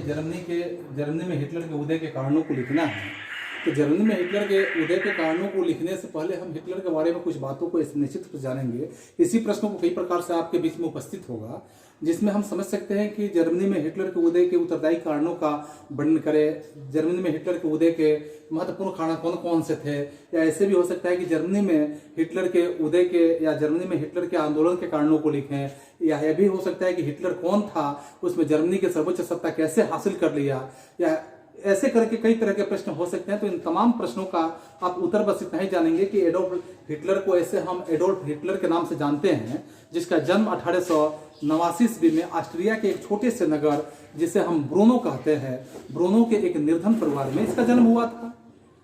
निर्धनता के कारण वह अच्छी तरह से शिक्षा दीक्षा को हासिल नहीं कर सका और 18 वर्ष की उम्र में उसने क्या किया कि 18 वर्ष की उम्र में अपने माता पिता का जैसे उसका देहांत हो जाता है तो उसे रोटी के लिए भी लाले पड़ जाते हैं, भुखमरी के शिकार की स्थिति में आ जाता है। तो ऐसे जब भुखमरी की स्थिति में आ जाता है तो सर्वप्रथम उसने वियना के एक राज्य जो होता है वहां पे वो नौकरी करने के लिए चले जाते हैं और कुछ समय के बाद हिटलर जो है पेंटिंग में अपना जीवन निर्वाह करने लगते हैं। अर्थात हम कह सकते हैं कि हिटलर एक अच्छा पेंटर था। तो हिटलर एक अच्छा पेंटर था, यानी वो पेंटिंग कला को बहुत बढ़िया से वो कार्य करता था और 1912 ईस्वी में वो बवेरिया की राजधानी म्यूनिक होता है, तो बवेरिया की राजधानी वो म्यूनिक में जाने का काम करता है, क्योंकि वो काम के ही सिलसिले में जाता है म्यूनिक में। लेकिन 2 वर्षों के बाद वह क्या होता है कि वह प्रथम विश्व युद्ध जैसे विश्व स्तरीय होता है, तो प्रथम विश्व युद्ध छिड़ जाने के बाद वो अपने आप को सेना में भर्ती होने के लिए ललायित होता है और वो सेना में भर्ती हो जाता है। प्रथम विश्व युद्ध के दौरान हिटलर जो है अपने अदम्य साहस का, अदम्य वीरता का परिचय उस युद्ध में दिखाते हैं और अपने शौर्य का परिचय दिखाने के साथ साथ उन्हें आयरन क्रॉस से सम्मानित भी किया जाता है, क्योंकि वह वीरता के रूप में, ऐसे वीर पुरुष के रूप में जाना जाता है, एक ऐसे वीर योद्धा के रूप में जाना जाता है जिसे आयरन क्रॉस के रूप में सम्मानित करने का काम किया जाता है। और इसके बाद उसके दिमाग में एक प्रश्न आता है, एक बात आता है, जिसमें नाजी पार्टी का एक बात आता है कि नाजी दल के बारे में आप देखेंगे कि नाजी दल का यहाँ पे जैसे स्थापना होता है तो हिटलर जो होता है प्रथम विश्व युद्ध में जर्मनी को जैसे ही पराजय का सामना करना पड़ता है और उसे वर्साय की अपमानजनक संधि के माध्यम से उसे कई तरह से पंगु बनाने का काम किया जाता है, कई तरह से उसे रोकने का काम किया जाता है। तो जैसे उसे जर्मनी को पूरी तरह से, जैसे वहां सेना कितनी रखनी है, वहां सुरक्षा पर कितना खर्च करना है, कौन सा प्रदेश उसका अपना रहेगा, कौन सा प्रदेश काट कर किस दूसरे प्रदेश को दे दिया जाएगा। ऐसे कहा जाता है कि वर्साई की संधि जो था जर्मनी के लिए एक अपमानजनक संधि के रूप में कहा जा सकता है। तो ऐसे हिटलर जो था, हिटलर ऐसे संधि को जब देखा तो उसका खून खौल उठा, लेकिन आखिर करे तो क्या करे, क्योंकि एकमात्र सेना जो था, जर्मनी की पराजय का एकमात्र कारण अगर कहा जाए कि हिटलर ने अगर जर्मनी के रणनीतिज्ञों को जाना जाए या रणनीतिज्ञों को माना जाए तो इसमें कहीं शक नहीं है, क्योंकि जर्मनी के रणनीतिज्ञ जो थे, इन्हीं की वजह से, रणनीतिज्ञों की वजह से जर्मनी का हार हुआ था। इसलिए उसने राजनीति के अखाड़े में स्वयं को उतरने का निश्चय कर लिया। वह चाहा कि राजनीति के अखाड़े में हम स्वयं उतर जाएंगे, और ऐसे निश्चय कर लिया जिसमें जर्मनी जो थी, यानी श्रमिल अवस्था से श्रमिल की सदस्यता यहां उसने ग्रहण कर लिया। उस समय इस दल में केवल मात्र 7 सदस्य हुआ करते थे, यानी नाजी दल जो था इसमें मात्र 7 सदस्य हुआ करते थे। इस दल को उसने राष्ट्रीयता के रूप में कहा जाए, राष्ट्रीय समाजवादी दल के रूप में, जिसे नेशनल, अगर हम सोशलिज्म पार्टी का नाम दें तो यही कहा जा सकता है, ऐसा ही नारा उसमें दिया गया। यही दल बाद में चलकर नाजी दल के रूप में जाना गया।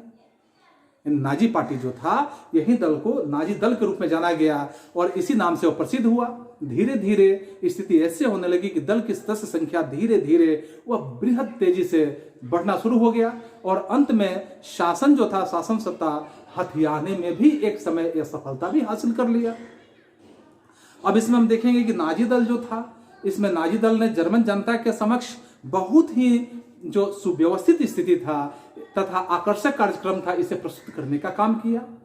इस कार्यक्रम की अगर रूपरेखा की बात किया जाए तो कई तरह की रूपरेखा इस कार्यक्रम में रखे गए थे, जिस रूपरेखा को हम अलग अलग बिंदुओं के माध्यम से देख सकते हैं। जिसमें सबसे पहला रूपरेखा था कि वर्साई की जो अपमानजनक संधि था, इस संधि का बदला लेने का काम किया जाएगा,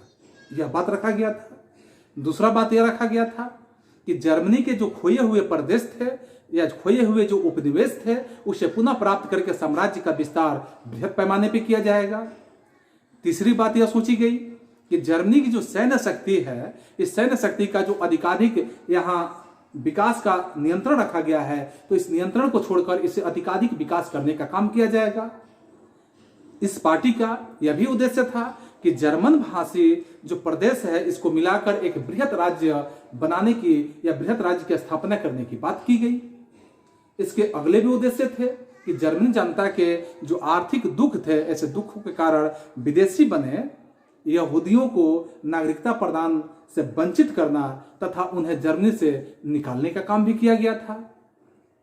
और इसका एक और भी लक्ष्य था कि विदेशियों को जर्मनी में आकर नहीं बसने देने का काम किया जाए, कि जो भी विदेशी हैं जर्मनी में नहीं आए, जर्मनी में आकर बसने का काम नहीं करे। इस पार्टी का यही लक्ष्य था, और इसी लक्ष्य के आधार पर यह नाजी दल था, यानी कि नाजी दल यानी कि नाजी पार्टी, यह नाजी पार्टी इसी आधार पर अपने कार्यों को संपादित करते हुए आगे बढ़ने का काम कर रही थी।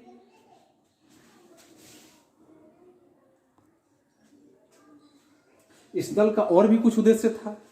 जैसे राष्ट्रीयता की भावना की बात किया जाए कि राष्ट्रीयता की भावना को जोर शोर से प्रचार करना और इसका प्रसार करना भी इसका उद्देश्य था। इसके अलावा अगर देखें दल के बारे में तो साम्यवाद तथा उदारवाद की बात अगर कहा जाए कि इसका प्रचार करने वाले जो समाचार पत्र थे, इसका संस्थान जो था, ऐसे संस्थानों पर प्रतिबंध लगाने का काम किया गया। इसके साथ साथ कृषि तथा उद्योग धंधों को प्रोत्साहित करने वाले जो निजी या तथा सरकारी प्रयास थे, इसको बढ़ाने का काम वहां जर्मनी में किया गया। फिर यहाँ अगले बिंदुओं पर देखा गया कि संसदीय संस्थान जो था, इसका समूल का अंत करने का काम किया गया, और इसके बाद दल बंदी तथा विरोधी दल को दमन करने का भी इस दल के माध्यम से काम किया गया। तो नाजी पार्टी का जो प्रभाव था, इस प्रभाव को बढ़ाने के लिए तथा इसका संगठन जो था सैनिक के स्तर पर करने का काम किया गया। यह सेना 2 भागों में विभाजित थी। एक भाग में सैनिकों की पोशाक जो थी भूरी कमीज के रूप में हुआ करता था, और वे बाजू पर लाल पट्टी बांधे हुए रखते थे जिस पर स्वास्तिक का निशान लगा होता था। इसका काम अपने दल की रक्षा करना तथा जो विरोधी दल होते थे, ऐसे विरोधी दलों की सभाओं को भंग करने का काम होता था। दूसरे भाग में काली कमीज वाले लोग होते थे, काली कमीज पहनते थे, और ऐसे विश्वास सैनिक वैसे कहा जाता है कि वैसे सैनिक जो होते थे वो विश्वस्त सैनिक होते थे, जिनका मुख्य कार्य था अपने दल के नेताओं की रक्षा करना ही उनका मुख्य दायित्व और मुख्य कार्य के रूप में था। और इस तरह से हिटलर ने अपने प्रभावशाली व्यक्तित्व तथा भाषणों द्वारा नाजी दल के सदस्यों की संख्या में आश्चर्यजनक वृद्धि करने का योजना बना लिया और वृद्धि करना भी शुरू कर दिया। अब उसे विश्वास हो चुका था, भली भांति उसके अंदर विश्वास बैठ गया था कि वो गणतंत्र का तख्ता उलट करके स्वयं शासन की जो सत्ता है उसे हथियार लेने में वह सफल हो सकता है। ऐसे उसके मन में भरोसा हो चुका था। उसने इसी विश्वास के कारण 1923 ईस्वी में हिटलर के गणतंत्र को उलटने तथा शासन जो सत्ता था अपने हाथ में लेने का उसने प्रयास भी किया। उसका यह प्रयत्न जो था वह सफल भी रहा और उसे बंदीगृह में डाल दिया गया। अब इसके बाद हम देखते हैं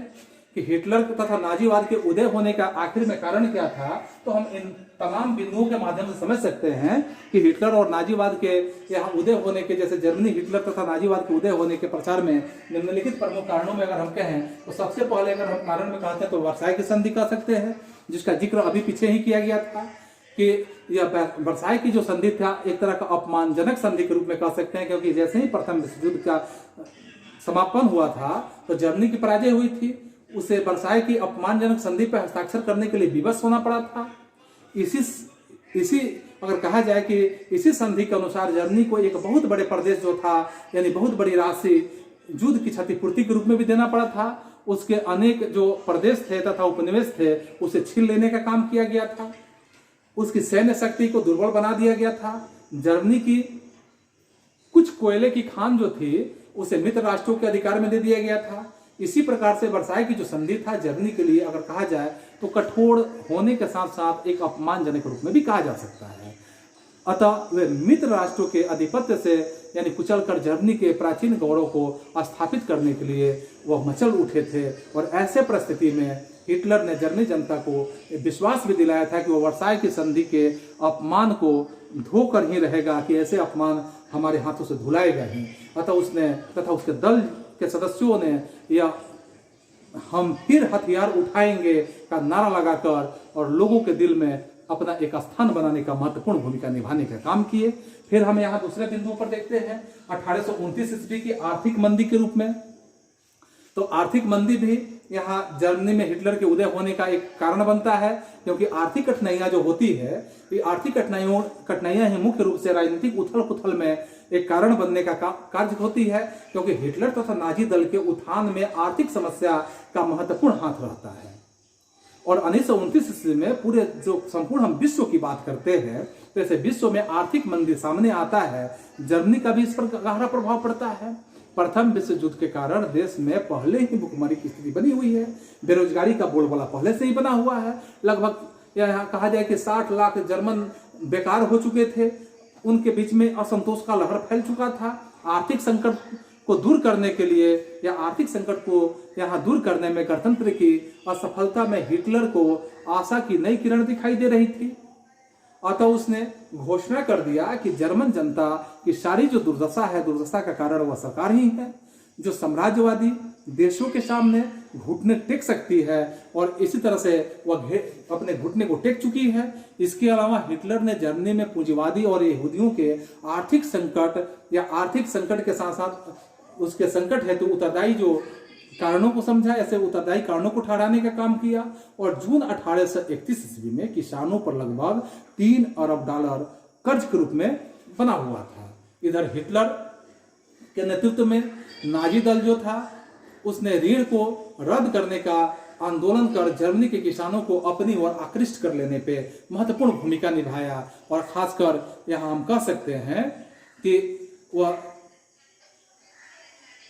वह जो था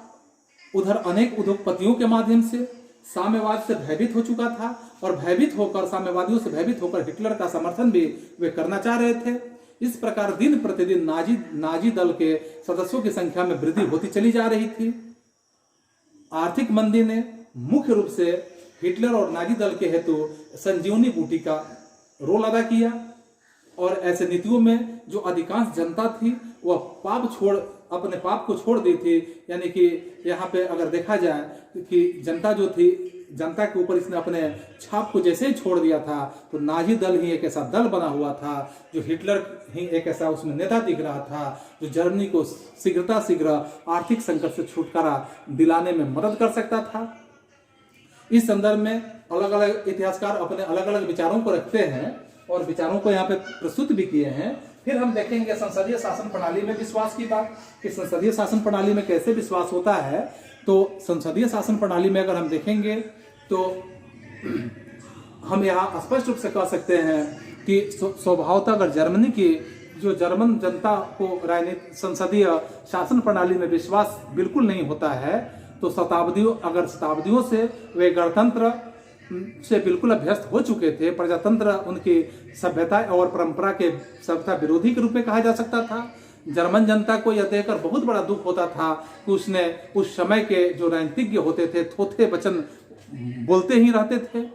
और झूठी प्रतिज्ञाएं करते थे। अतः जर्मनवासी को ऐसे नेता की आवश्यकता महसूस भी हुई थी जो उन्हें दुख और अपमान के भंवर से निकाल देने में वह भूमिका निभा सकता है। उन्हें हिटलर के रूप में ऐसा नेता प्राप्त हो गया जिससे कहा जा सकता है कि उनकी मनोकामना यहाँ पूर्ण होने का हिटलर ने वचन भी दे रखा था। फिर हम अगले बिंदुओं पर, चौथे बिंदु पर विचार करेंगे कि साम्यवाद का प्रचार। तो साम्यवाद के प्रचार में अगर हम देखते हैं कि साम्यवाद के प्रचार में कि हिटलर तथा नाजी दल के सफलता का एक कारण यह भी होता है कि जर्मन में साम्यवाद का बढ़ता हुआ खतरा था। प्रथम विश्व युद्ध के जैसे ही बाद देखेंगे कि जर्मनी के में साम्यवाद तीव्र गति से फैलने लगा था और साम्यवादी पुरातन जर्मन प्रथा का आदर भी नहीं करते थे। वे अंतर्राष्ट्रीयता का प्रचार करते थे और इसके साथ साथ जिससे जर्मन निवासियों को अपने राष्ट्रीयता खतरे में नजर आने लगा था। और जब जर्मन निवासियों को राष्ट्रीयता खतरे में दिखने लगा था तो उन्हें संदेह भी हो गया था कि साम्यवादी जर्मनी के रूस का दास बनाकर वो रख देने का काम करेंगे। लेकिन हिटलर साम्यवाद का घोर या शत्रु था और पक्का राष्ट्रवादी नेता के रूप में भी था। अतः हम यहाँ कह सकते हैं कि उसने जनता के समक्ष साम्यवाद के भय को बढ़ा चढ़ाकर रखने का काम किया, जिससे पूंजीपतियों की जनसाधारण को यहाँ साम्यवाद का मुकाबला करने हेतु प्रेरित करने का भी काम किया। पूंजीपति जो होते थे साम्यवाद को अपना सबसे बड़ा शत्रु मानने लगे थे और जब पूंजीपति साम्यवाद को सबसे बड़ा शत्रु मानते थे, जिसमें साम्यवाद से निपटने हेतु उन्हें नाजी दल के पक्ष में या अपने थैलियों में मुंह खोल देने का काम किए। अपने प्रभावशाली प्रचार द्वारा हिटलर के सामान्य जनता के दिल में भी साम्यवाद का डर बैठा देने का काम किया गया था। इस प्रकार हिटलर को जर्मनी जनता का बहुमूल्य सहयोग भी प्राप्त हुआ। फिर अगले बिंदुओं पर देखते हैं कि जातीय, यानी 5वां पॉइंट में देखते हैं कि जातीय परंपरा का चरित्र जो होता है। तो जातीय परंपरा का जो चरित्र है तो सैनिक मनोवृत्ति के होने के कारण ही जर्मन लोगों के स्वभाव, अनुशासन की भावना आदि, यह भावना देखी जाए तो यह कूट कूट के भरी हुई थी। वीर पूजा, यानी कि वीर पूजा के साथ साथ जैसे हीरो वर्शिप कहा जाता है, तो वीर पूजा उसका कार्य भी बन चुका था। हिटलर के रूप में उसे एक ऐसा व्यक्तित्व मिला हुआ था, एक ऐसा व्यक्ति मिल गया था जो उनका फ्यूहार, यानी कि अगर कहें कि फ्यूहार बन सकने के स्थिति में वो दिख रहा था। जर्मन की ऐसे जातीय परंपरा तथा चरित्र नाजी दल के उदय का रास्ता ही खोल दिया। फिर हम यहाँ देखते हैं छठे बिंदुओं पर, छठे पॉइंट पर यहूदियों के विचार प्रसार। तो यहूदियों के विरुद्ध में यहाँ प्रसार करने के लिए हिटलर को यह विश्वास भी हो गया था कि प्रथम महायुद्ध जब हुआ था तो यहूदियों ने जर्मन को धोखा देने का काम किए थे तथा मित्र राष्ट्रों की सहायता भी की थी। यहाँ जर्मन उद्योग तथा पर यहूदियों का अधिकार भी हो चुका था तथा सरकार के शासन कार्य में उसका विरोधी एक तरह विशेष रूप से कहा जाए तो उसका हाथ बना हुआ था। हिटलर ने जर्मनी की जनता को यहूदियों के विरुद्ध भड़काने के काम किए। जर्मन लोग पहले ही शासन तथा उद्योग में यहूदियों के प्रभुत्व से तंग आ चुके थे, अतः वे हिटलर के एक तरह से कहा जाए तो अनुयायी बनने का काम किए वहां की जनता। अब इसके बाद के बिंदुओं पर देखते हैं। 7वें बिंदु पर वाइमर गणराज्य के प्रति असंतोष। तो वाइमर गणराज्य के प्रति असंतोष जो होता है कि जर्मन की जनता जो है, जनता को पहले ही गणराज्य में विश्वास नहीं था और दूसरी परिस्थितियों में भी वाइमर गणराज्य जो था इसको अप्रिय बना देने में भूमिका निभाया। इस गणराज्य में के जन्म के साथ ही वर्साई की अपमानजनक संधि पर हस्ताक्षर करने पड़े थे। उसे क्षतिपूर्ति और निशस्त्रीकरण के कड़वे घूंट भी पीने पड़े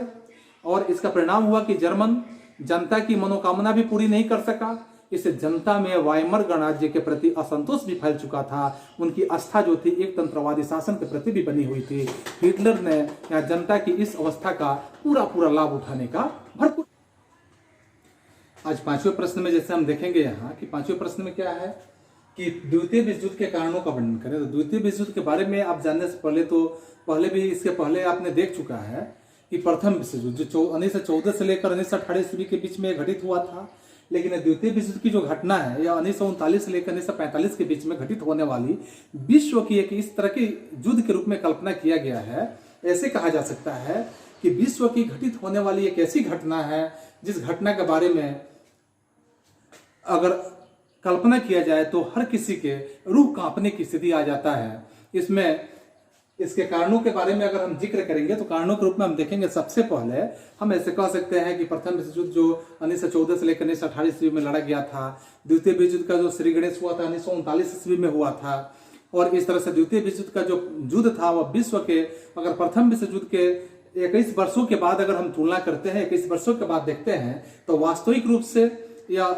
हमारे बीच में एक तरह की सत्यता प्रकट करता है या सत्यता की कसौटी पे कसने के साथ साथ हमें यह पता चलता है कि द्वितीय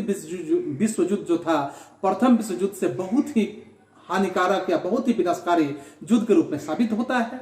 क्योंकि द्वितीय विश्व युद्ध जिसे सेकेंड वर्ल्ड वॉर कहेंगे, इसके कारणों को निम्नलिखित रूप से हम यहाँ चर्चा करेंगे, जिसमें देखेंगे सबसे पहला कारण जैसे वर्साई की संधि को हम समझेंगे। वर्साई की संधि का अगर यहाँ पे स्थिति को समझते हैं कि वर्साई की संधि जो हुआ था, वर्साई की संधि में सबसे अधिक क्षति जर्मनी को दे दिया गया था। जर्मनी को इस क्षति का सामना करना पड़ा था क्योंकि उसकी वही दशा कर दी गई थी जो पूरा अगर कहा जाए कि उसके दशा में एक क्रूर व्याधा चिड़िया के दोनों पंख काटकर कहा जा सकता है कि किसी भी चिड़िया को अगर दोनों पंख काट दिया जाए और दोनों पंख काट देने के बाद उसे आसमान में खुला उड़ने के लिए छोड़ दिया जाए तो क्या वह चिड़िया कभी आसमान में उड़ सकती है? ऐसा कदापि संभव नहीं है। तो ठीक उसी तरह से जर्मनी की दशा को उपस्थित कर दिया गया था, अर्थात वह पंख कटा हुआ पक्षी जो होगा वह जिस तरह से छटपटाएगा, जर्मनी भी उसी तरह से विश्व के सामने अपने आप के दशा पे छटपटाने का काम कर रहा था। जर्मनी को यह महसूस हो रहा था कि इसका बदला तो कभी न कभी जैसे भी मुझे समय मिले इस समय के साथ हम लेंगे ही। और ठीक उसी तरह से जर्मनी जो इस छटपटाहट की स्थिति में हम देखेंगे कि अपने मित्र राष्ट्रों से अपने स्वार्थ की पूर्ति के हेतु, जो स्वार्थ की पूर्ति उसे अपना करना था तो स्वार्थ की पूर्ति के लिए वह जर्मनी के साथ अत्यधिक कठोरता पूर्वक यहाँ मित्र राष्ट्रों ने व्यवहार जो किया हुआ था। इसके अलावा वर्साई की संधि से इटली को भी काफी हानि हुआ था। यह सिर्फ जर्मनी को नहीं हुआ था बल्कि यहाँ जर्मनी के साथ साथ इटली को भी हुआ था। इसलिए इटली भी यहाँ पे इटली के जो फासिस्ट शक्ति के प्रभुत्व वाले लोग जो थे, यहाँ जैसे ही फासिस्टों का उदय होता है, जिसका नेतृत्व मुसोलिनी ने जैसे ही करना शुरू करता है, तो जर्मनी ने में यहाँ नाजी शक्ति के बारे में जो हम इसके पहले वाले प्रश्न पे भी वर्णन किया हुए थे कि जर्मनी में जैसे हिटलर का प्रादुर्भाव होता है, नाजी दल का यहाँ पे गठन होता है, तो इसके शक्तिशाली जो विधि व्यवस्था था, इस विधि व्यवस्था के साथ यहाँ इटली में मुसोलिनी और जर्मनी में यहाँ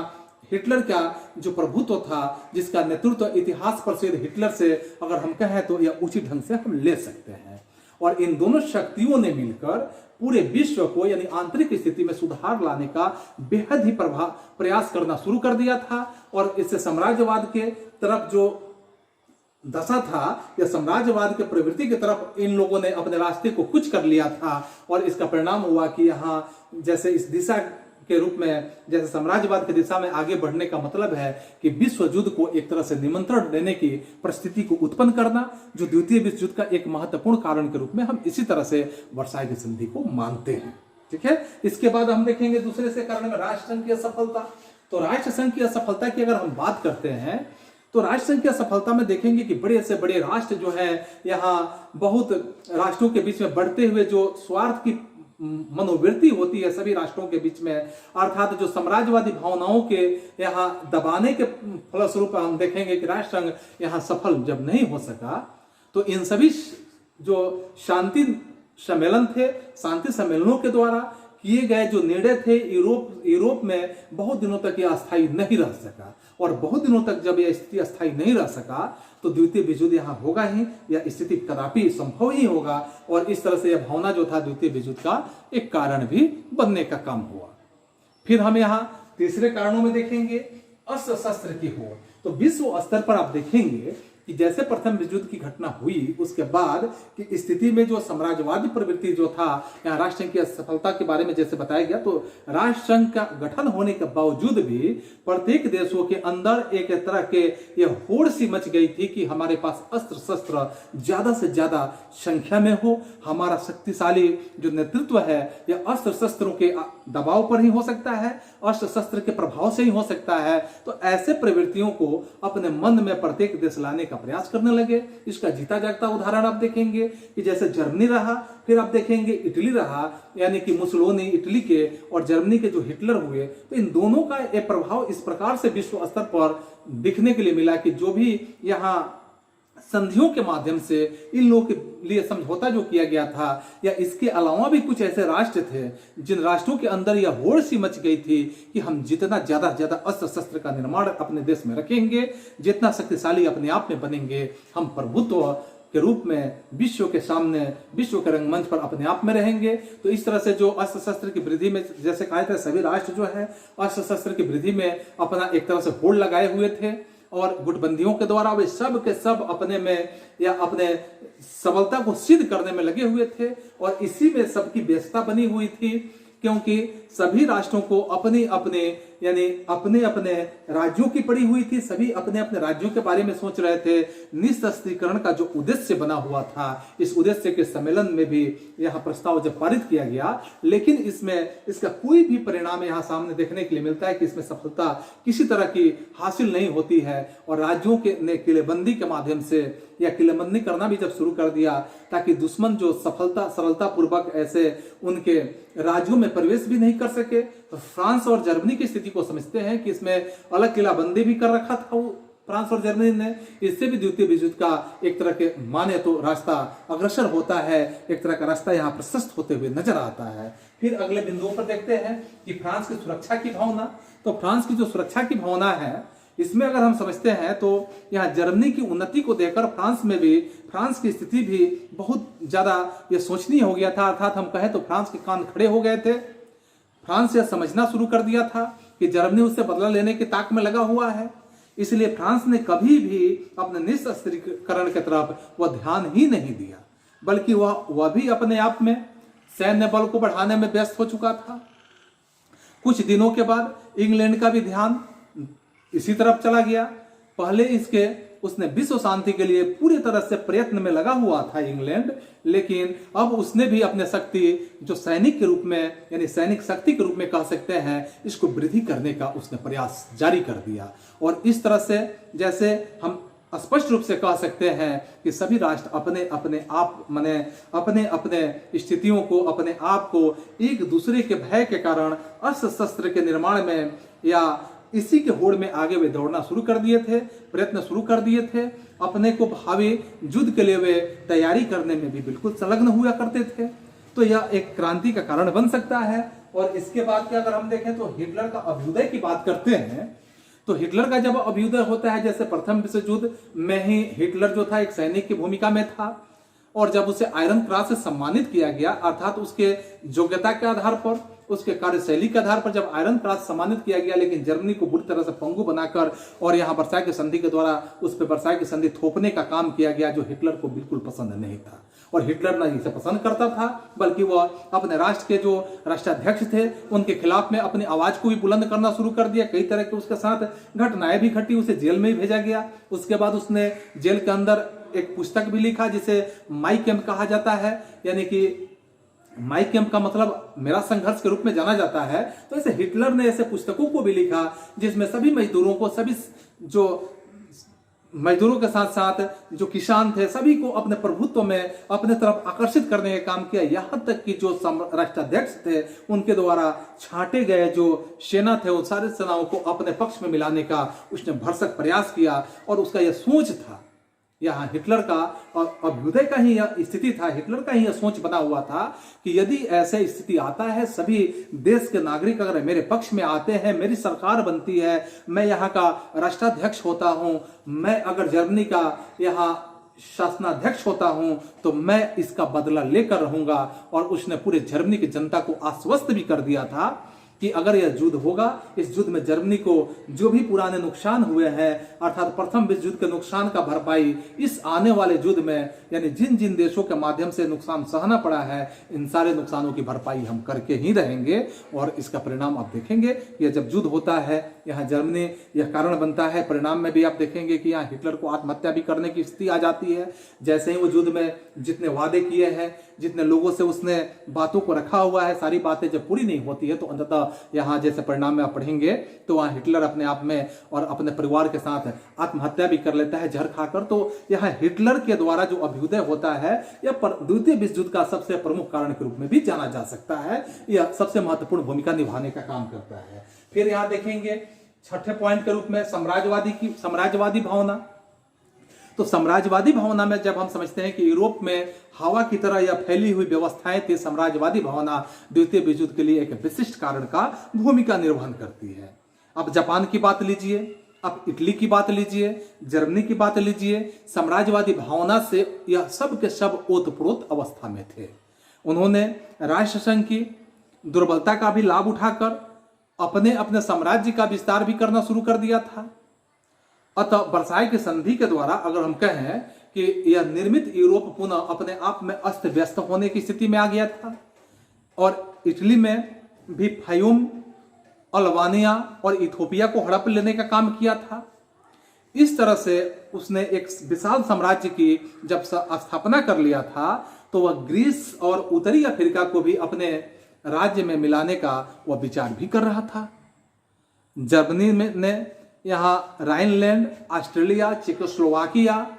और यहाँ मेमथ आदि पर अधिकार कर उसको अपने साम्राज्य में भी मिला लेने का काम किया। और इसका परिणाम आप देखेंगे, इसके ही फलस्वरूप जर्मनी की इस स्थिति में या इस स्थिति से निकलने के लिए एक चारा बस यही बचा हुआ था कि युद्ध करके ही इस स्थिति से निकला जा सकता है, बदले की भावना लिया जा सकता है। रही थी इस बढ़ते हुए शक्ति से फ्रांस भी खुश नहीं था, रूस भी खुश नहीं था। यानी फ्रांस और रूस भी एक तरह के वैमनस्य की भावना कहें या एक तरह के अंतर्द्वेष की भावना कहें, तो ऐसे भावना अपने मन के अंदर विकसित करके रखे हुए थे। और इसके फलस्वरूप 1925 ईस्वी में आप देखेंगे कि दोनों के बीच में एक संधि भी हो जाती है। और दोनों के बीच जब संधि होती है तो फ्रांस ने अपनी रक्षा के लिए इससे पहले ही जैसे बेल्जियम के साथ, पोलैंड के साथ, चेकोस्लोवाकिया के साथ, रोमानिया के साथ और यूगोस्लोवाकिया से भी वो संधि कर चुका होता है। यानी पहले से ही इन सारे देशों से वो संधि कर लिया होता है। और दूसरी तरफ 1936 ईस्वी में जापान,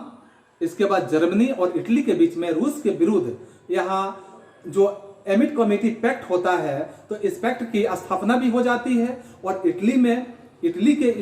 इसमें मिल जाने से यह जो रोम बर्लिन धुरी कहा जाता है, यानी रोम बर्लिन टोक्यो एक्सिस के नाम से हम जिसको जानते हैं, इसी के नाम से यह प्रसिद्ध होता है। और इस तरह यूरोप के सभी जो राष्ट्र होते हैं, प्रमुख राष्ट्र होते हैं, ऐसे राष्ट्रों के साथ दो दलों में यह राष्ट्र बंट जाते हैं। और इस तरह वही परिस्थिति उत्पन्न हो जाती है जहां प्रथम विश्व युद्ध से पहले की परिस्थिति उत्पन्न हुई थी और जिसका परिणाम प्रथम विश्व युद्ध के रूप में देखने के लिए मिला था। तो वही परिस्थिति यहाँ जब उत्पन्न होती है तो स्वाभाविक रूप से कहा जा सकता है कि द्वितीय विश्व युद्ध का तो शुभारंभ यानी बीजारोपण यहाँ निश्चित ही था। और इसके बाद अगर हम अगले बिंदु पर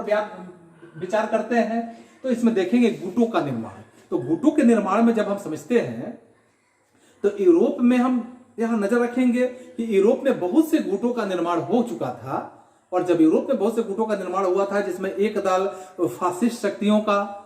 बना हुआ, जिसमें जापान था, इटली था, जर्मनी था, ऐसे देश उसमें शामिल थे।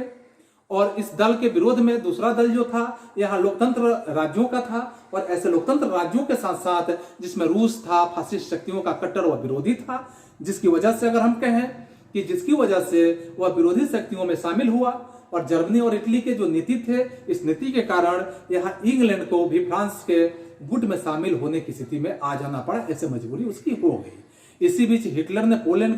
पोलैंड और लिथुएनिया को अपने अधिकार क्षेत्र में करने पर भी विचार कर लिया।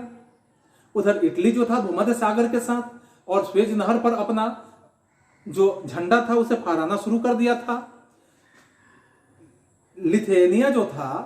को जर्मनी ने यहाँ हस्तगत कर लिया। इसके बाद उसने पोलैंड को यहाँ डेंजिंग के रूप में, डेंजिंग बंदरगाह तथा एक जो कॉरिडोर मांगा जिसको पोलैंड ने देने से भी इनकार कर दिया। तब हिटलर ने रूस से पोलैंड के प्रश्न पर यहाँ शांतिमय ढंग से सुलझाने का प्रयास भी किया,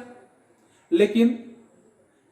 वह ऐसे प्रयास के बावजूद भी वह विफल रहा। अंत में 1 सितंबर 1938 ईस्वी में जर्मनी को पोलैंड पर धावा बोल देना पड़ा, और जिसके फलस्वरूप कहा जाए कि द्वितीय विश्व युद्ध का बिगुल यहीं से शुरू हो जाता है, अर्थात द्वितीय विश्व युद्ध का शुभारंभ हो जाता है। और द्वितीय विश्व युद्ध को 1 सितंबर 1938 ईस्वी से ही माना जाता है, लेकिन 1939 में यह शुरू होता है। तो इस तरह से द्वितीय विश्व युद्ध के कारणों को हम लोगों ने देखा। और आज का जो हम लोग का महत्वपूर्ण सेट है, जिसमें चौथे सेट में जो मैंने पहले भी वर्णन किया हुआ था कि 5 क्वेश्चंस यहाँ दिए गए हैं, 5 क्वेश्चंस अति महत्वपूर्ण है। प्रत्येक प्रश्न को आप बेहतर ढंग से देखने का प्रयास करें, और मुझे उम्मीद ही नहीं बल्कि पूरा विश्वास है कि इस क्वेश्चन के माध्यम से आप बेहद से बेहद तरीके से लिखने का प्रयास करेंगे और बेहतर से बेहतर मार्क्स आप निश्चित रूप से लाएंगे। तो आज के लिए बस इतना ही। पुनः अगले साल मैं आपसे फिर आपके ऑनर्स पेपर में मिलूंगा। तब तक के लिए आप सभी को एक बार धन्यवाद बोलने से पहले, अगर आप विस्तृत जानकारी लेना चाहते हैं तो मेरे YouTube चैनल के माध्यम से प्रत्येक विषय का विस्तृत जानकारी भी उपलब्ध है, आप देख सकते हैं। धन्यवाद।